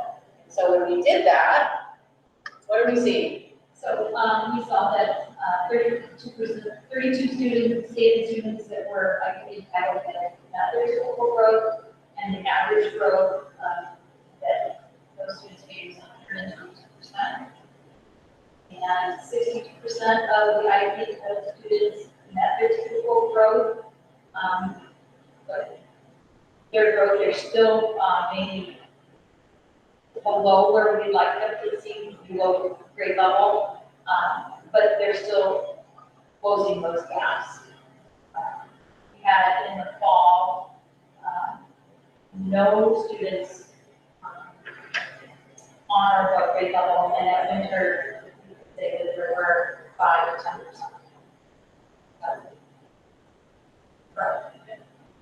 And we include all students in this assessment, right? So even students with really complex profiles, their data is reflected here. Fantastic. Wow. Thank you, everybody who added to this. I think that is a true testament when we're talking about these are all our kids. Think about how many of our amazing colleagues that we just heard from gave their time to be here to speak to the data or to support others as they spoke to the data. Are there any questions from the board to the colleagues that I'm blessed to work with every day? Just thank you all of our board a lot. I mean, these are there, and I'm telling you, we ready? Are you ready? And now they love it. So whatever you're doing. That's good to hear. Thank you. That's good to hear. Snow culture. Whatever it takes. Nice, yes. I mean, we don't play bingo in the morning. Easy. We have bingo after the party. Just snow. Okay, not a Well, definitely on the right path. Keep up the hard work, and it's great to see the results. It's definitely motivational, and I love the goals with the kids, writing it down. I heard that a long time ago. If it's not written down, you're not gonna achieve it. So that's great. Well, and I know one of the things that we talked about, as leadership teams, even having those kids write it down, but being able to go share with another teacher, like, okay, what's your goal? So that they not only have written down, but they can then. And I'm gonna shout out Emily Rechak. She did the coolest thing with her kids that I didn't think of. She took pictures of them with a sign that said, I met my math growth goal, or I met my, and printed them out and posted them on their locker, and they were like beyond excited to just get that picture taken. So it was so cool. That's a great idea. Anything else? That's good.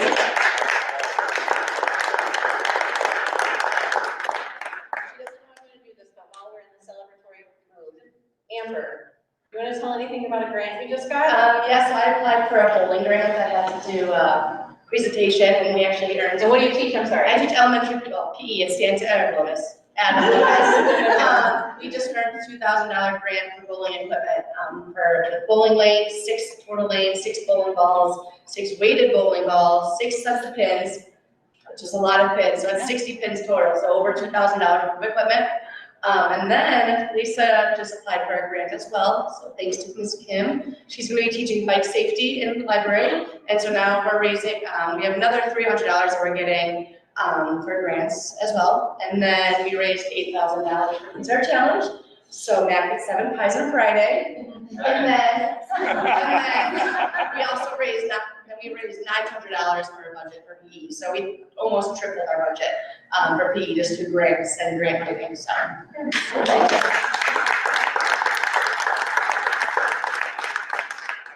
I mean, I'm fine if we end the meeting right now. Motion.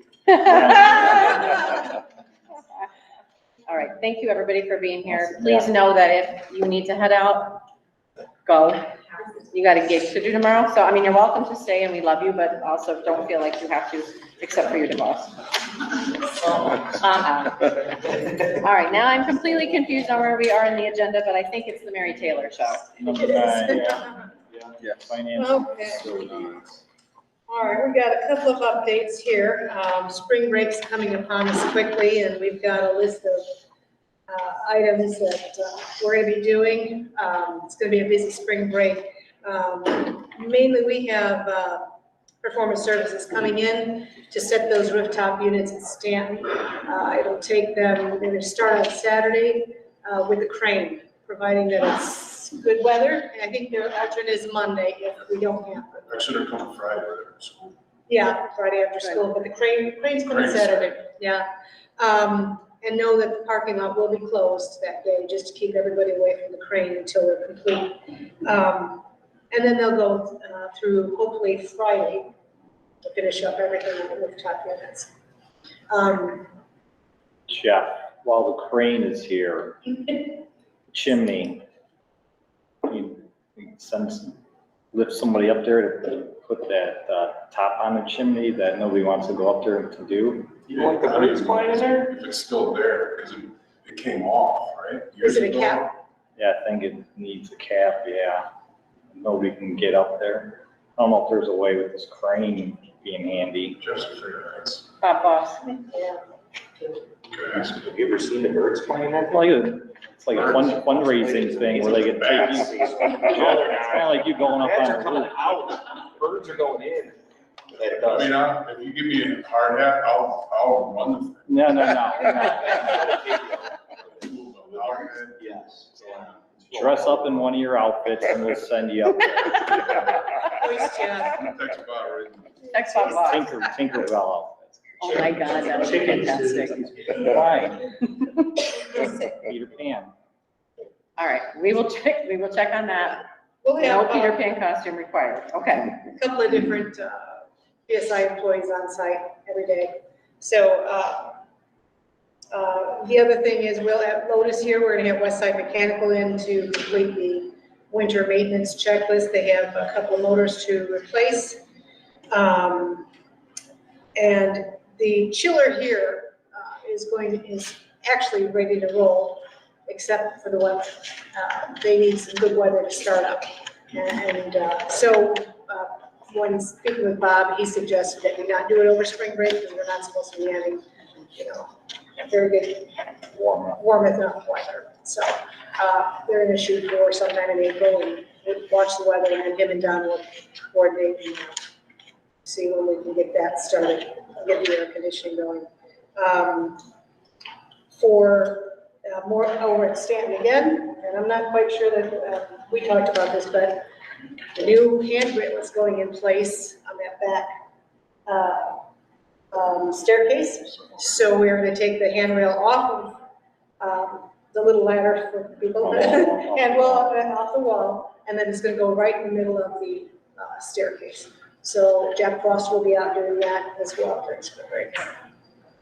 So then we're gonna need you to try and climb up on the roof from the handrail in the middle and see what happens. Yeah, you would. 70-pound brute. A couple of other little things that are going to be going on is we're going to be putting banners back up in here. We have to be cognizant of the width of these because ROE does not like the fact that we're too close to these sprinkler heads. So we pulled them all down, washed them, and some of them will be going back up just for to moderate the noise levels during the cafeteria time. So that's going to be happening, and then we'll be meeting with district maintenance staff to go over checklist procedures. If you remember, our insurance carrier sent somebody out, and he said we really need to have some checklists and just keep them in our files as for when we plow, we salt, playground inspections, various different things. Tool checks on our own tools just to make sure that they're safe. Fire, the extinguishers, monthly. I mean, we're required annually, but he suggests monthly. So these are all suggestions, so we're going to be going over that. And these are all our internal tasks. So if you remember, one of the things we did, and I shouldn't say we because it was Mary and Don, was to create that internal maintenance plan. So Westside does the things that we can't do, but we didn't have a great document of the things that need to be done internally, and then the checklist of accountability to make sure that stuff gets done. So we'll be sharing that out with the administrative team, but the facilities team hasn't seen it yet, and we want their input. So that'll be happening over spring break. And then the other thing is the landing down at the downstairs ramp at Stanton. Yeah, we've seen a little bit of moisture again, so we had we had to wait for some decent weather on that as well. We're running into weather problems with some of these things. So that's what's on our list for spring break. And so there's going to be work at both sides. Busy. Yep, exactly. All right. Thanks, Mary. You had at your spots tonight, one of the things that we had said we wanted as a non-negotiable moving forward was some work around the facilities committee. So there's a document that says draft at the top. It was not an exhibit in your packet, rather it was a walk-on item. So what I did just to help us get some clarity around the purpose of a facilities committee, because I don't want to do something without purpose, right? So I sampled purpose statements from other districts just to see kind of how they were summing up their efforts. So you can see at the top, and I'll read it for the group because I have asked some of our administrators to step onto the facilities committee. So this is draft. So it would be the first thing the committee would look at, but I know that this kind of summarizes what Mary and I are looking for in this facilities group. So it says the purpose of the facilities committee is to review facility work across the district and provide guidance on strategic facility initiatives. This includes monitoring the progress of projects as well as looking forward to potential future allocations to provide the full board and District 114 community with updates, information, and recommendations.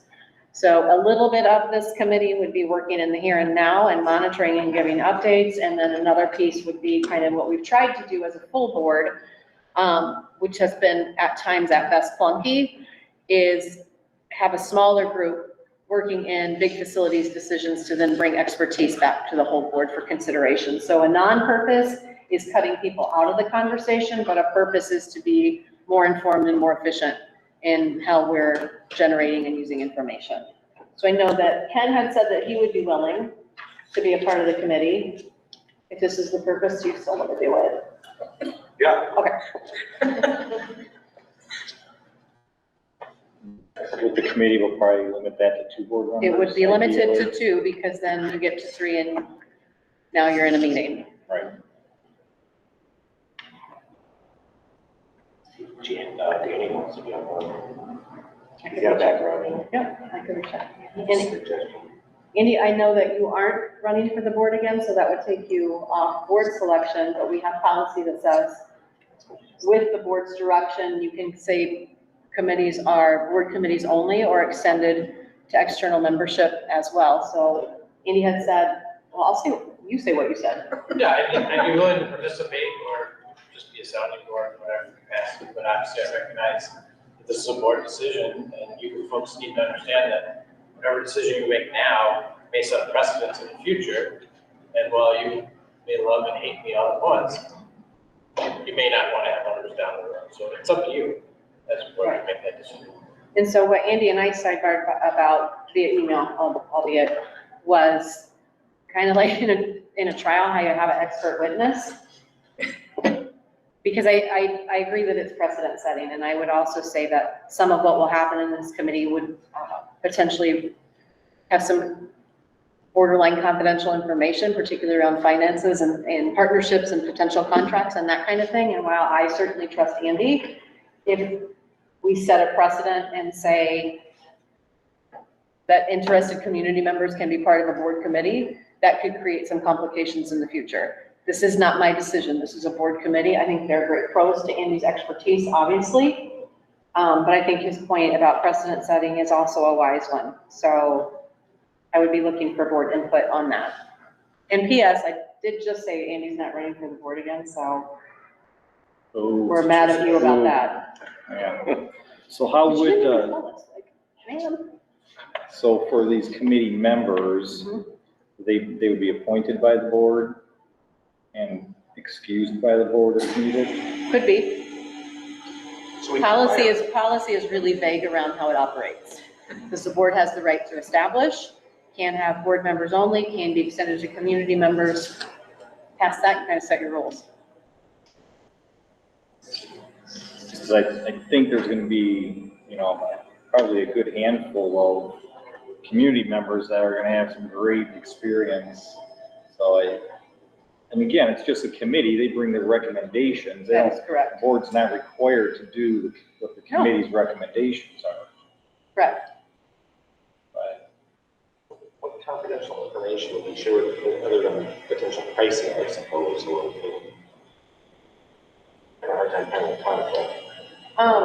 If we were going to ask Andy about a flat rate, for example, on standards, which he was very knowledgeable on.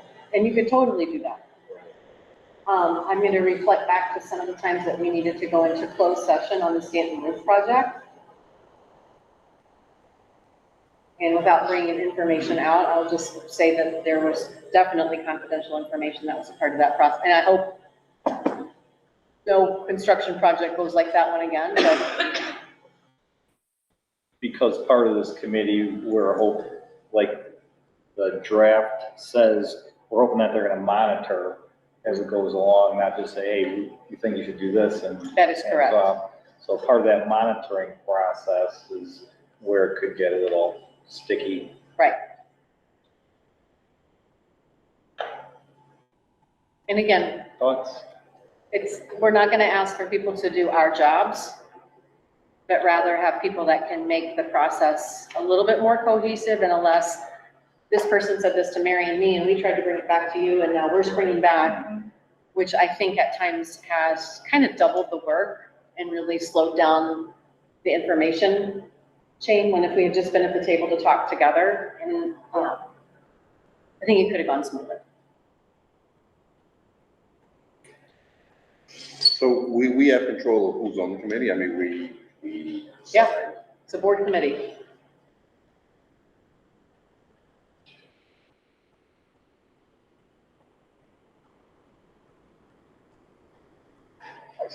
I just, well, I mean, Matt, you're the only one that really knows everything that takes place in our conversations with us.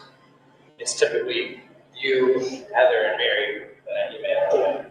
And I've tried to be as helpful as I can, and I'd like to continue to do that. And I think this is a way that I can continue to give back to the district, but just a different time commitment and sort of way. And mostly, to be honest with you, the reason I have a time commitment that takes place in the summer, and I can't attend the board meetings, and I don't think it's responsible of me to take one of these precious seats up here and not attend 3 or 4 meetings a year. That's not. And I appreciate that.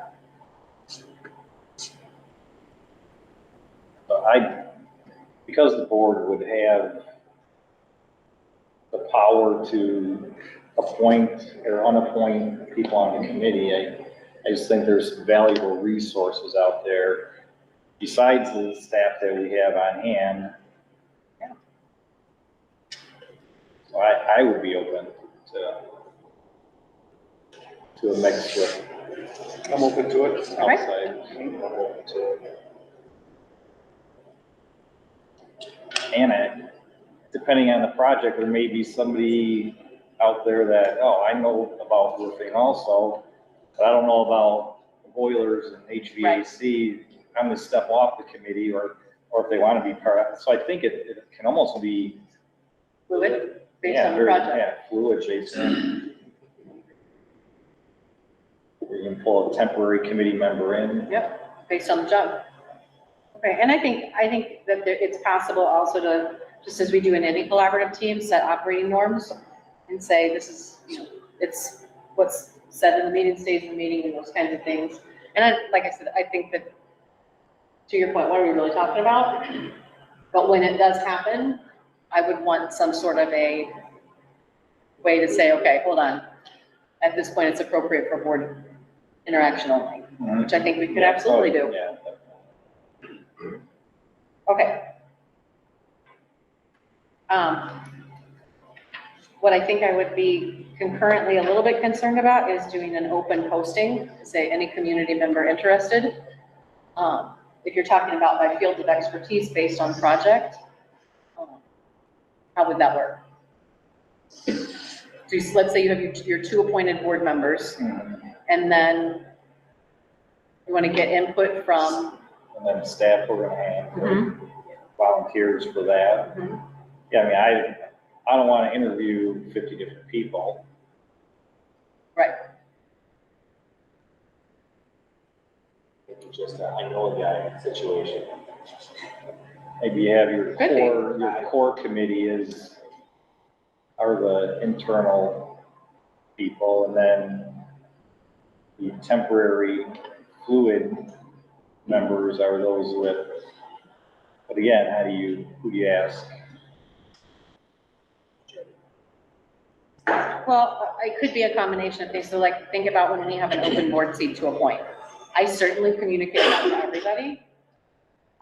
And typically the way we get people who actually come forward is because we personally reach out. So maybe there's a way to do a combination of things. Because what I wouldn't ever want is the community to feel like somebody was handpicked and they didn't even get a chance to have a voice in something.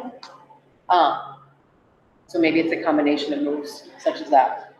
Or we could figure that out once the internal committee is set, we could define the process for how do we want to get that more fluid input. So maybe we start there. Yeah, let that committee do a little bit of work. Yeah, I know. Let them figure it out. All right. So Ken has expressed his willingness to be a part of this. Anybody else, or would you like me to reach out to Danny? Yeah, I would assume he would want to do it, yeah. It isn't true. All right, then we'll go forward from that. Thank you. And that doesn't require any action until I talk to them, those two. And we have the recommendation to bring forward. All right, thanks. Thanks, Andy, for your willingness. What about the purpose? Do you want to approve that at some point? or- I'd like that to be done, worked through the committee first. Okay, To me, it's felt silly to say we want a facility committee, but not be a little bit clear about what we meant by it. Yep. Okay, Mary.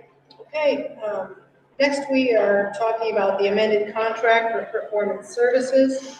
We went back and they did the $18,000 reduction on the boilers and added a $5,000 amount to our owner costs for the rooftop units, which I believe is where we ended it last month in city. That's exactly what we asked for. That's right. They'll do this and then we'll go ahead. So we're looking to approve the contract. We have a resolution.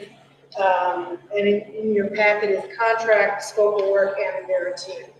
I believe, Andy, you had mentioned that the monitoring should not be a charge. They did go ahead and change the guarantee. You'll see it listed, the energy guarantee monitoring as zero, as it originally was at $1,200. So that is zeroed out now as well. Those are the only changes that were made. the utility rate base year, Check that. which was quite a few years ago, that's accurate? It is, that came from Brian. And we did have Howard, our outside attorney at Robin Schwartz, review the whole thing with the fine tooth comb. And he agreed with the zeroing out the monitoring. And that's a great win, I think. Yeah. I don't understand why they went to 2017, 2018.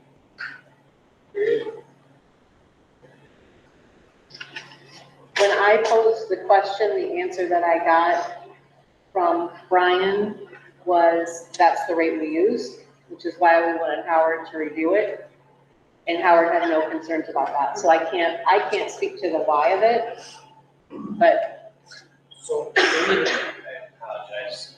Did we get the calculation exhibit, wasn't it? I believe that was the guarantee.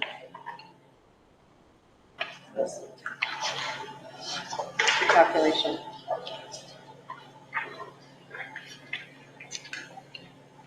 You think about the spreadsheet?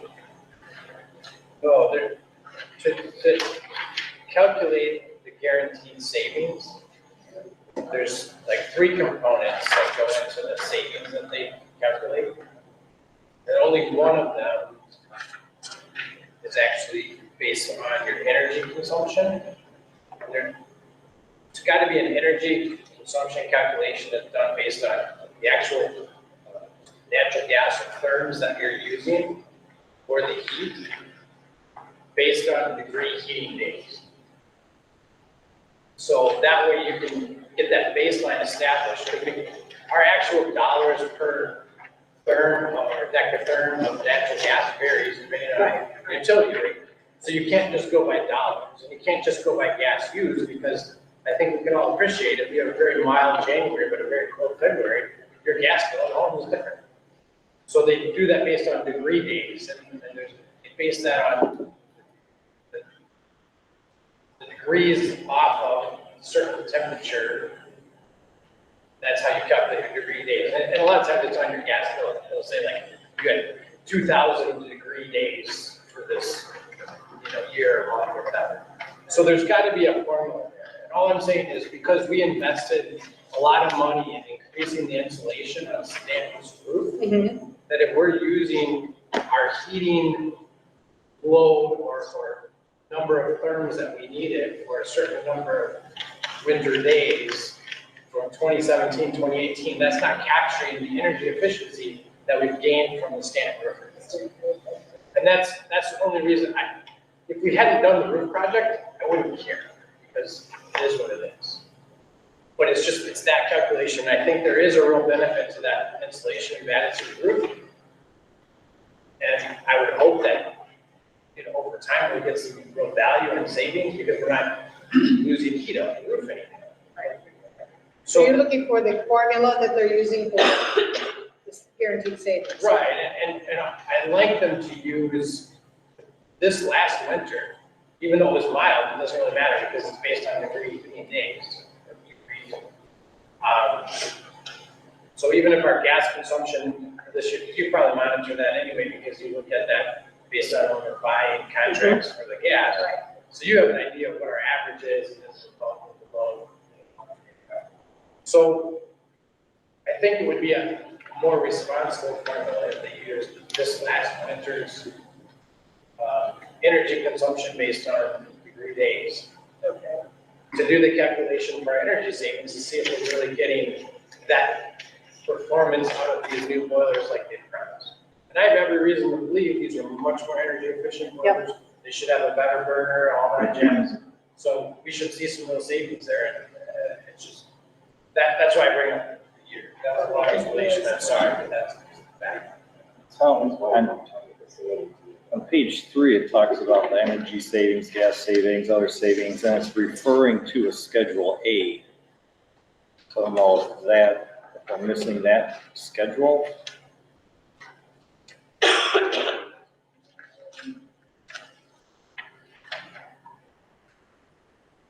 That's what I haven't seen yet, but I believe it's gotta be what I'm describing. That's what I've always seen before. These were the 3 documents that they sent. So let me see if we can get a Schedule A. Unless, I don't know if it was the same from when they originally sent us all the documents. I've checked all the attachments. I haven't been able to find them. You haven't been able to find them. Okay. I just texted her.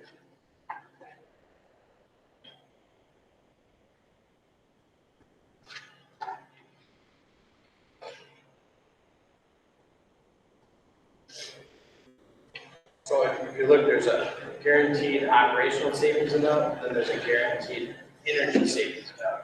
That one's $3,617, and that's the one that would have that calculation associated with it. That's the one that we want to use.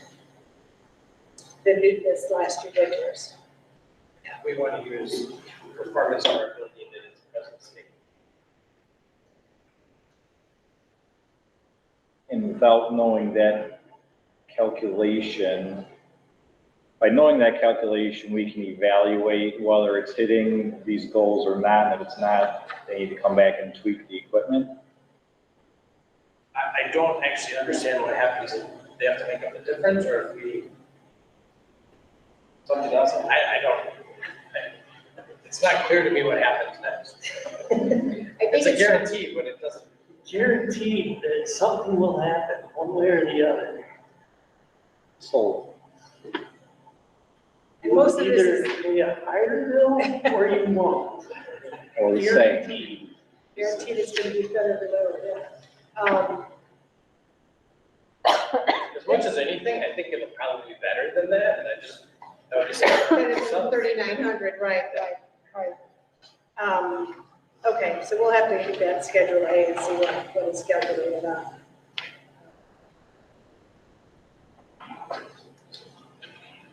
Okay.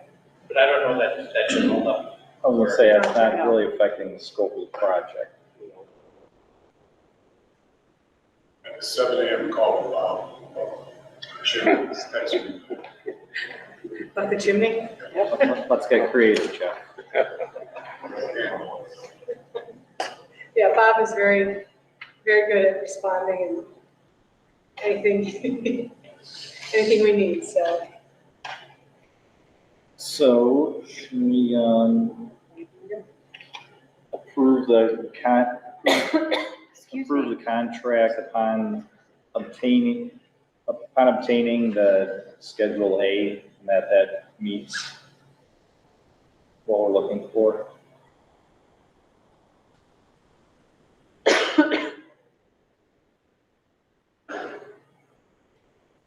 Are you saying as a condition? Yeah. Of receiving that information? Yeah, and have Andy review it and get back to you. I don't know what I'm looking at.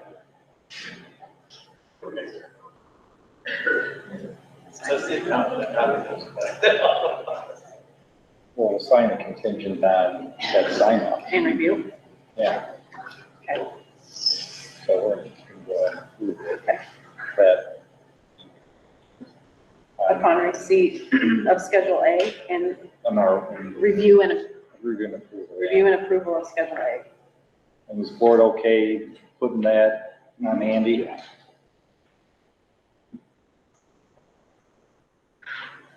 All right.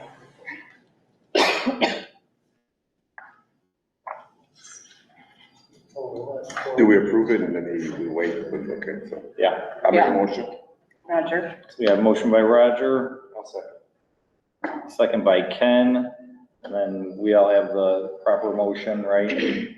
We're approving the amended contract contingent upon receipt and approval by Andy of the Schedule A or whatever calculation parameters they're using. Got it. Okay, Alright. please pull the board. Mr. Smith? Yes. Mr. Bryant? Yes, Mrs. O'Grady? Yes. they go in, they swore. Mr. Hutchinson? Yes. Mr. Martin? Yes. Mr. Bobrowski? Yes. Okay, motion Thank you. passes. Mary, do you have some quick transportation updates? Yes, so, we, as of April 1st, will no longer be using Safeway for our regular routes because we are finally up to speed with bus drivers. So we had one of our drivers trained and he is able to work as a sub and has been completely busy as a sub, taking out over routes when other drivers are out. So we originally intended this only to be until October. However, we had some things happen in transportation where people had to be out for an extended amount of time. And so here we are in March and we're just finally getting to that point where we can say we're able to handle our own routes. And this is. Plus one, we still contract for a Durham route. We do. On a full-size bus. Yes. So we are contracted with them for a year. And hopefully we have a situation now where we have a van driver who can move into a bus driving position. So next year, fingers crossed, we'll have everything covered. We'll probably have to hire a van driver at that point. So. Is that easier than a? Much easier. Yeah, you don't have to have the CDLs. You have to do the training still and have a good driving record. However, you don't have to do the bus driving portion of it. That we reimburse for, or pay for. That we With pay CDL for. training? Yeah. Mhm, we handle that. And that's worked well. It has, yeah, it has. Any questions on that? We need to consider a memorandum of understanding. Thank you, Maureen, for sticking around. It was in your packet. This is specifically around employee insurance, healthcare, and the board's contribution.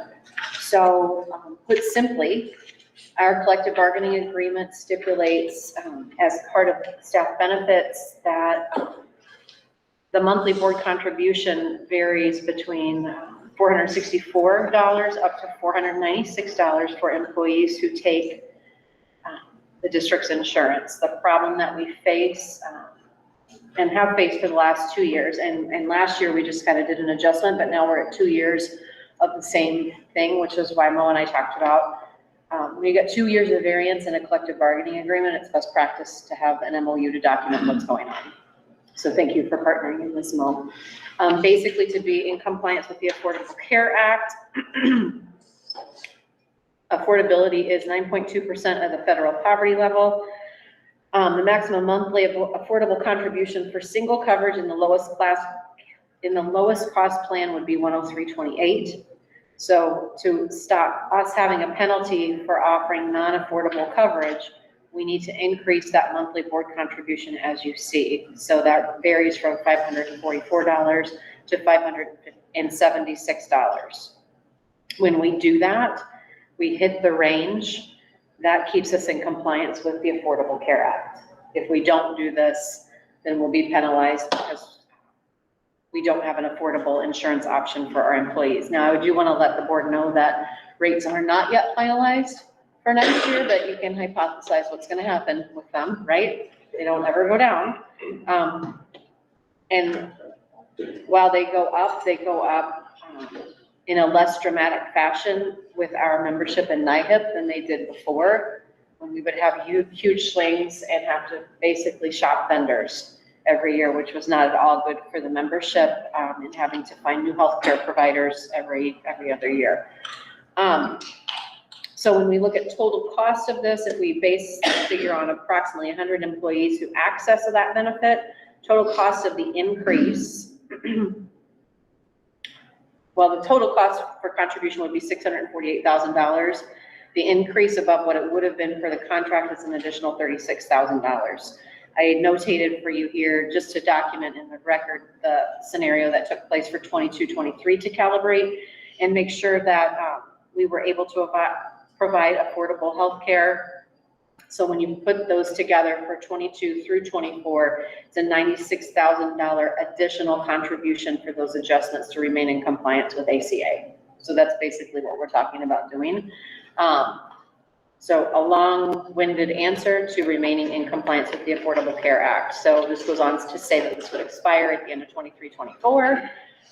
We aren't at this point interested in opening the contract to bargain other things because we know that that will be part of next year's conversation. So the association executive board and district leadership team is in agreement on this, but anytime we're talking about collective bargaining, it is ultimately the board that would need to consider and approve.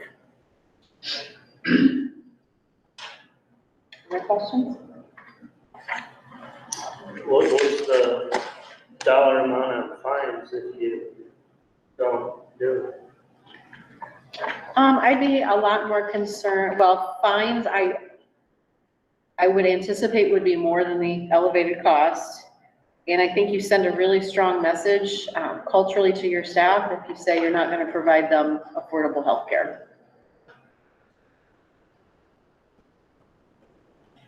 I think there was something in the contract where we did talk about Cadillac plan, which effectively is pushing the premiums to a Cadillac plan. But I still think this is probably the proper way to go. I believe it is too. We looked. We did go, like Mary, Heather, and I looked last year. And we had the insurance provider come back with other options. But in the did you look in the collective bargaining agreement too, and what it said about that Cadillac plan? No, we just looked to see if there was any other options. Correct.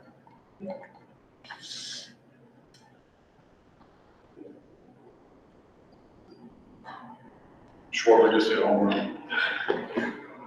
So is this based on,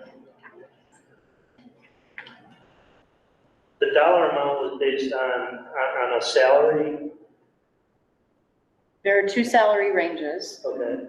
And you can see specified here, So then you're saying if someone at that salary range chooses to take the insurance, their contribution pulls them below poverty.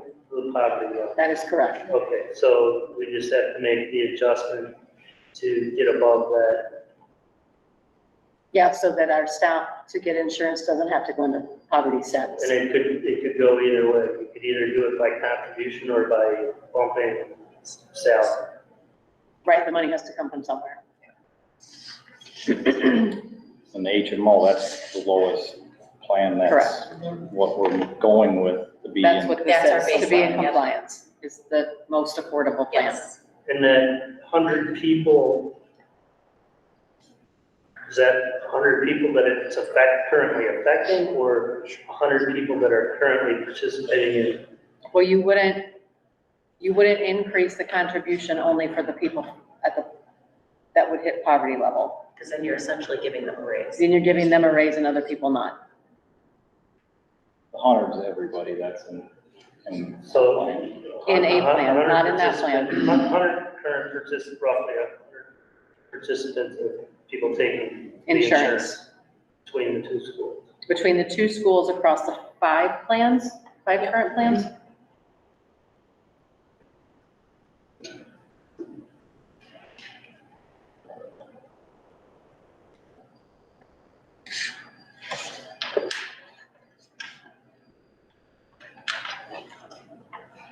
Anything else, Brian?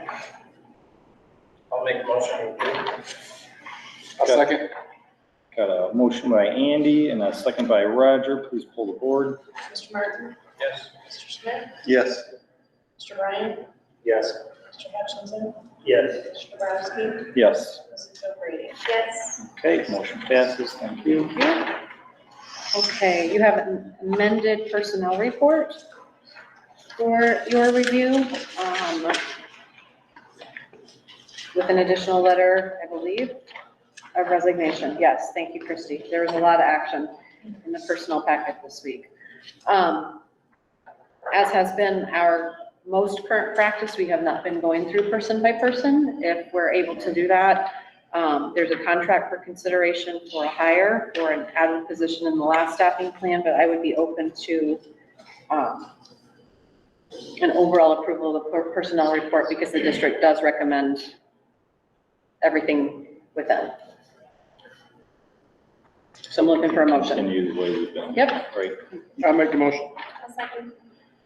Motion by Roger, second by Jen. Please pull the board. Mr. Smith? Yes. Mrs. O'Brady? Yes. Mr. Hutchinson? Yes. Mr. Martin? Yes. Mr. Bobrowski? Yes. Mr. Ryan? Yes. Okay, motion passes. Okay. You have an updated staffing plan. I'm not going to go too deep into this one because there's one change. Please buckle in for the April board meeting, where we'll be bringing forward the final, inclusive of paraprofessional slots and some additional information regarding the permanent subs and some different scheduling pieces. But one shift, and I think we spoke to it in the academic benchmark data, is, and I think the Stanton teachers did a great job of talking about the support it takes to launch new curricular resources. So the shift in this staffing plan that you see is the change in allocation. So it is not an add, it is a change in allocation to eliminate the intervention position at Stanton and repurpose that position to be an additional and different instructional coach. Because right now we have one coach working with basically the entire faculty in and across all the content areas, which is, as you can imagine, a difficult task just in scheduling and getting to everyone, let alone knowledge base. So we would be looking at obviously opening the position, talking to people who are interested to find the best slots. But if I had my way to pick about it, we'd be looking for someone with expertise in the domain of English language arts and social sciences, and then math and science, because those typically go more hand in hand. So that would be not an increased allocation, but a change in allocation and a difference between Lotus and Stanton. That difference being having an interventionist staying here. You just heard Amanda talk about impact and data there. At Stanton, because of where things are and how things are working with ELA and math, there are really few students who qualified to work with the interventionist, simply because we have a lot of work to be doing at Tier 1. And so it makes more sense at this point in time, particularly when we're looking at adding resources or getting better at resources in a condensed time, and then considering looking at the master schedule, it makes more sense to be looking at how are we supporting everyone as opposed to how are we supporting a few and select kids. And we have the opportunity to do that better with 2 coaches. So that's the recommendation I'm taking forward. And this, everything else is exactly the same from last time. So we're looking for motion. Yep, to change that position. I'll make the motion. Motion by Roger, second by Ken. Please pull the board. Mr. Smith? Yes. Mr. Ryan? Yes. Mr. Bobrowski? Yes. Mrs. O'Brady? Yes. Mr. Hutchinson? Yes. Mr. Martin? Yes. Okay, motion passes. Thank you. Wanted to give you an update on national board certification. Actually, I'm going to invite Maureen and Amber to intro this and say why you've been interested in this for a while. So I reached out to Mo a couple of years ago, almost about you last year. Yeah. So last year I learned a lot about what it's like to be a national board certified teacher, and then just the honor it is to be that type of teacher. And I want to learn as much as I possibly can with my students. I'm currently working on my second master's degree So then this national boards is kind of my ultimate goal. So that's kind of where I'm headed next, and the opportunity almost had me in tears. So I'm like, super ecstatic about it. So I'm just excited to learn more and do it with my friend on top of it.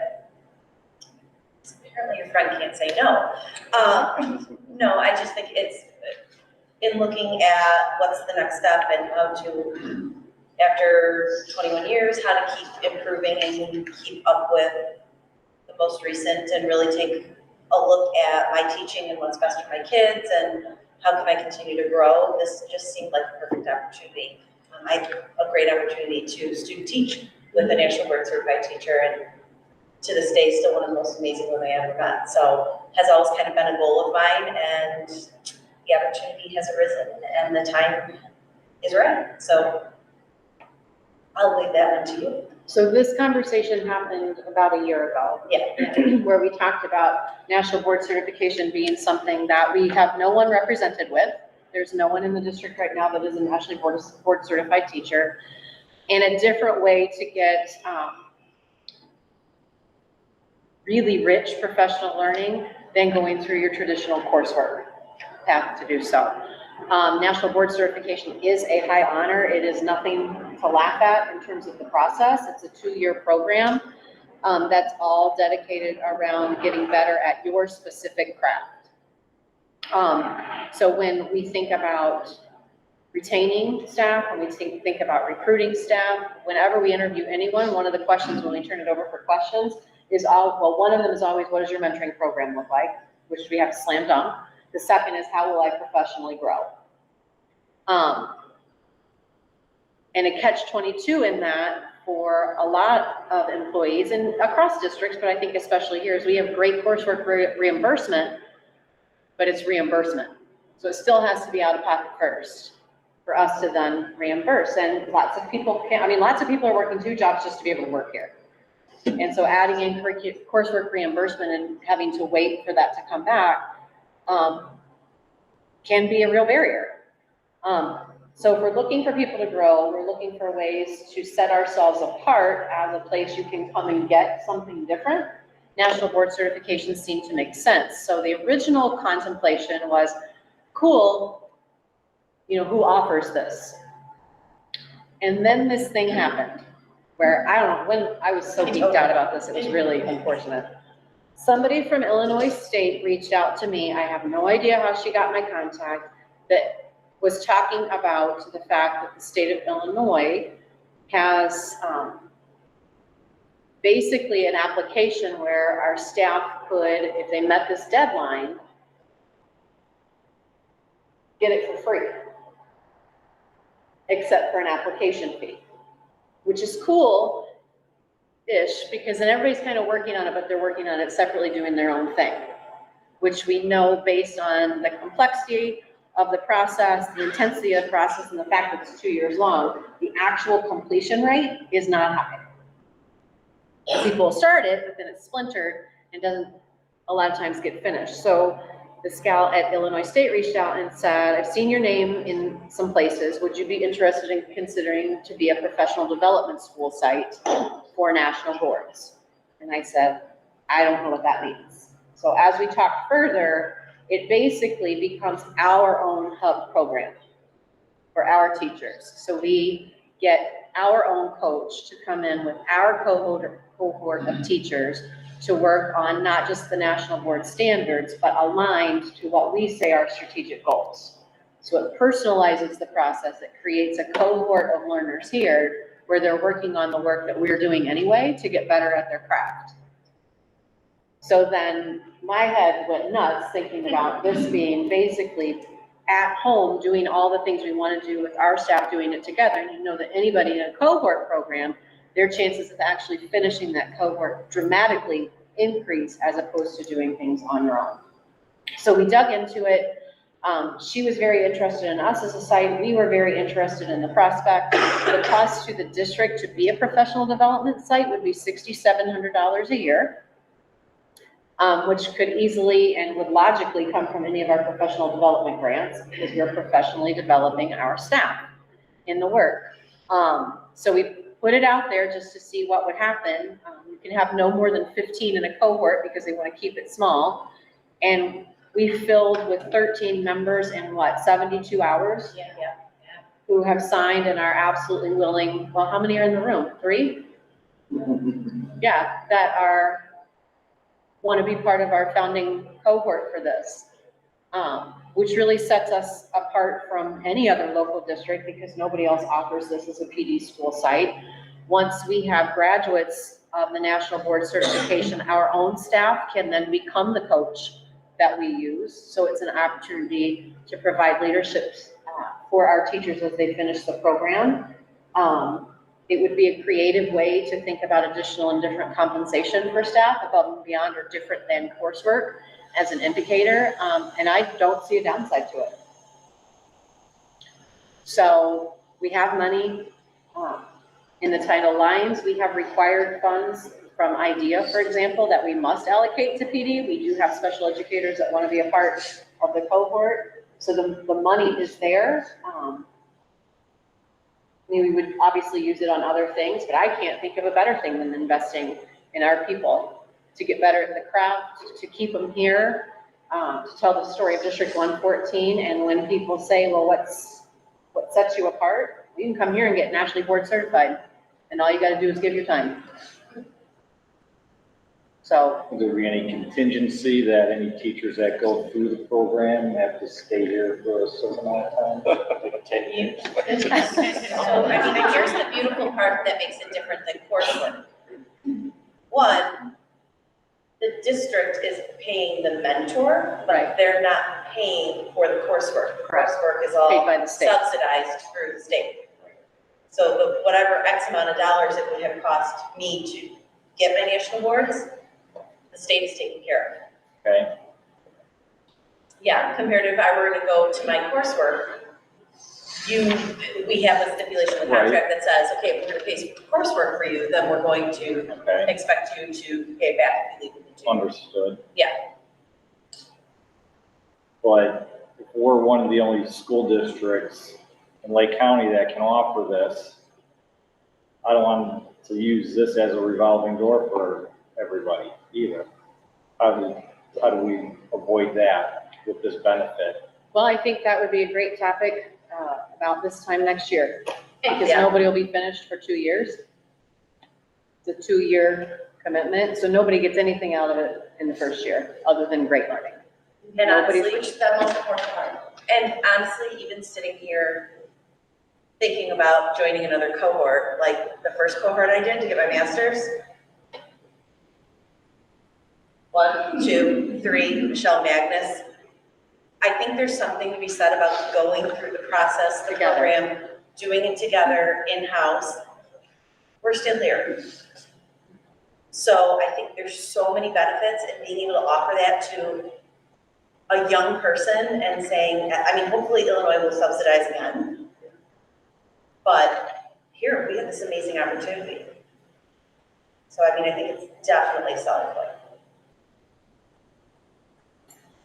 And a different way to look at it than coursework, because not that coursework is invaluable, but being able to analyze your own teaching strategies and bring it right back to your classroom within the scope of what you're doing is so much more powerful than sitting there reading a book and trying to implement something that may or may not be feasible in your classroom because someone else says it's good. May or may not be in alignment with the district vision. Yeah, I was gonna say, maybe that's, yes. So I think you've now got a group of people working on exactly what the strategic plan is gonna set in place. And also with the national boards, you reflect on the state standards as well. So like I said, I'm working on I've been in school since I graduated my first year of college and I haven't stopped. And I think this is the first time I've ever really been extremely excited. Don't get me wrong, I love school, but this is a way that I can reflect on me and what I can do better with my kids here. And I look at all my students, I still get pictures from, oh my gosh, from Molly. And it's just, seeing that is something that I want to be able to reflect on and, hey, what can I do to continue and grow and learn more from my kiddos? And I think it's an amazing opportunity. The teachers of the The fact that you guys can all do this together is huge. Anyone I know who's done this has been, they've been on the road. Yeah. National board certified teachers are being our great.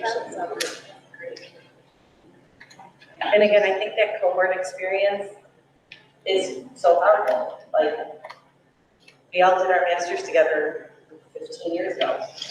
And out of the X amount of, I mean, there's still, what, 5 of us left? So. Don't call me selfish. I wanted to keep you people. Keep them That's my point. You are not the only one, my friend. Like, it's heartbreaking to see my people go. It really is heartbreaking to see my people go and to start over time after time. So that's not what I want either. So can we get creative with it? I think this is a great way to do that.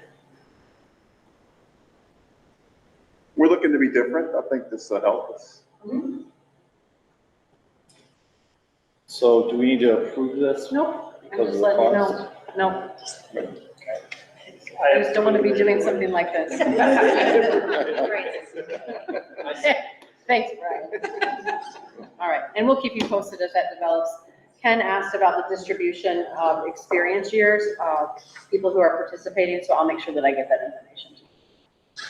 Just how many, we don't have any first I was years. curious if we have a, someone who's in their first or second year here, actually, they keep them here for 2 additional years as opposed to going somewhere else. Well, it would. Right, so they've been in the program trying to And get through it. the nice thing is, this is thinking again a year in advance. If we can offer incentive or reason, not every district necessarily is going to do that. Either there's reason for people to stay. Right. Yeah. So. In a Yeah. survey of Lake County superintendents, I asked the question, who has national board certification as an additional benefit? Perk, yeah. No one. We'll be the first. Well, and who responded? I can't say it's not Yeah. true anywhere, but no one that responded to my request. So we're looking, the whole theme of the evening is how can we do some different things? Right, Lynn? All right, with that, we are to policy. I know, everybody's favorite is policy. The good news in this is we're in compliance on everything. There aren't substantive changes in anything except for the implementation of Faith's law, which you'll see noted on the cover sheet is mentioned in 520 and 5120. And it all has to do with employee code of conduct. Maddie and HR just went through an extensive training on that. And while there will be some changes in our practice in terms of onboarding, nothing substantive. So we can walk through all of them. I did my annotations at the top in red, so you can see those changes and kind of the why behind. I will also tell you that we just got another press book of policy change, so we thought we were almost done, and so here we'll go again.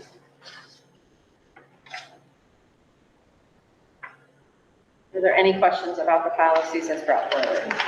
There was some COVID language tweaks around vaccination status, but that's kind of null and void right now.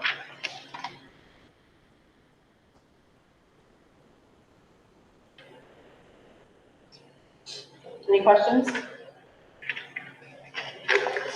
Okay, then I'll take these, we'll clean these up, get them ready for a second read. Discussion items, the online board information platform. Christy, what would you like to say? Okay, my life a lot easier. I don't know about you guys, but. So it, on our end, is much easier to pull the packet together. I think when we get to the point where we're ready for you guys to be using the on board platform, will be much easier for you as well. Don't have to, but if you still want it, you can get a stack of paper, but you can just look at it online. And if you want to go look at policy, you just click on that policy. You're not digging through your whole packet. It also allows you to get to the point where you have to sign documents, you can electronically sign them. So you don't have to come here, or I have to come here and sign some things. When there's changes, like we had today, You just change them in the online platform. You don't have to print them all out again and put them all in front of you again. So it just will make everybody's life a little easier, I think, Same to get to your point. comfortable. Yeah. So we'll need to bring our own devices. We'll have devices for you. Okay, so those devices will just be here, we come log in. Yeah, you can log in from anywhere. Right. But we'll make sure you have devices here so that you can log in at the table. Does have an app, you can use it on your phone, it actually works pretty well, but yeah, you can log in on the website and it's just like any other software you would use. And we can make notes on our own. You can make notes and you And it will can save choose only to in share yours. them with other people, or you can just keep them for yourself. Keeps a history of your documents that are uploaded, so you always have them. You can go back to last year, what did you know, all the reports. They have a room full. That you do. So our plan was, this month, Christy got used to it. For April, we'd like the, ad team and Mo to give you logins and we'll play around with it, work through any of the kinks. And then as we onboard and seat our new board members, it would be a part of that onboard process. So for the April meeting, it will be business as usual. We'll kind of time it out from there. Is that what you're thinking, Christy? Okay. Okay? FOIA requests you see here. Anything you need to know about? All right, cool. April 18th is the Board of Ed meeting. Please mark your calendars for the 5th and 6th of May. For strategic planning, location to be determined, but if you have recommendations of community participants, please send those to Christy. Stakeholders that you think would have a great voice in the process, it would be great. And that is all I have for open session this evening. Any comments, questions? Not, I'd be looking for a motion to go into closed session to discuss confidential staff and student matters. Motion by Andy, second by Ken, all in favor? Aye. Opposed, none, motion passes at 9:39. Thank you. Thanks, everybody. Top of the ninth, down 3-2. Shohei Ohtani just walked our lead off hitter. That's coming up, Mike Trout on deck. Mike Trout's on deck? Nice.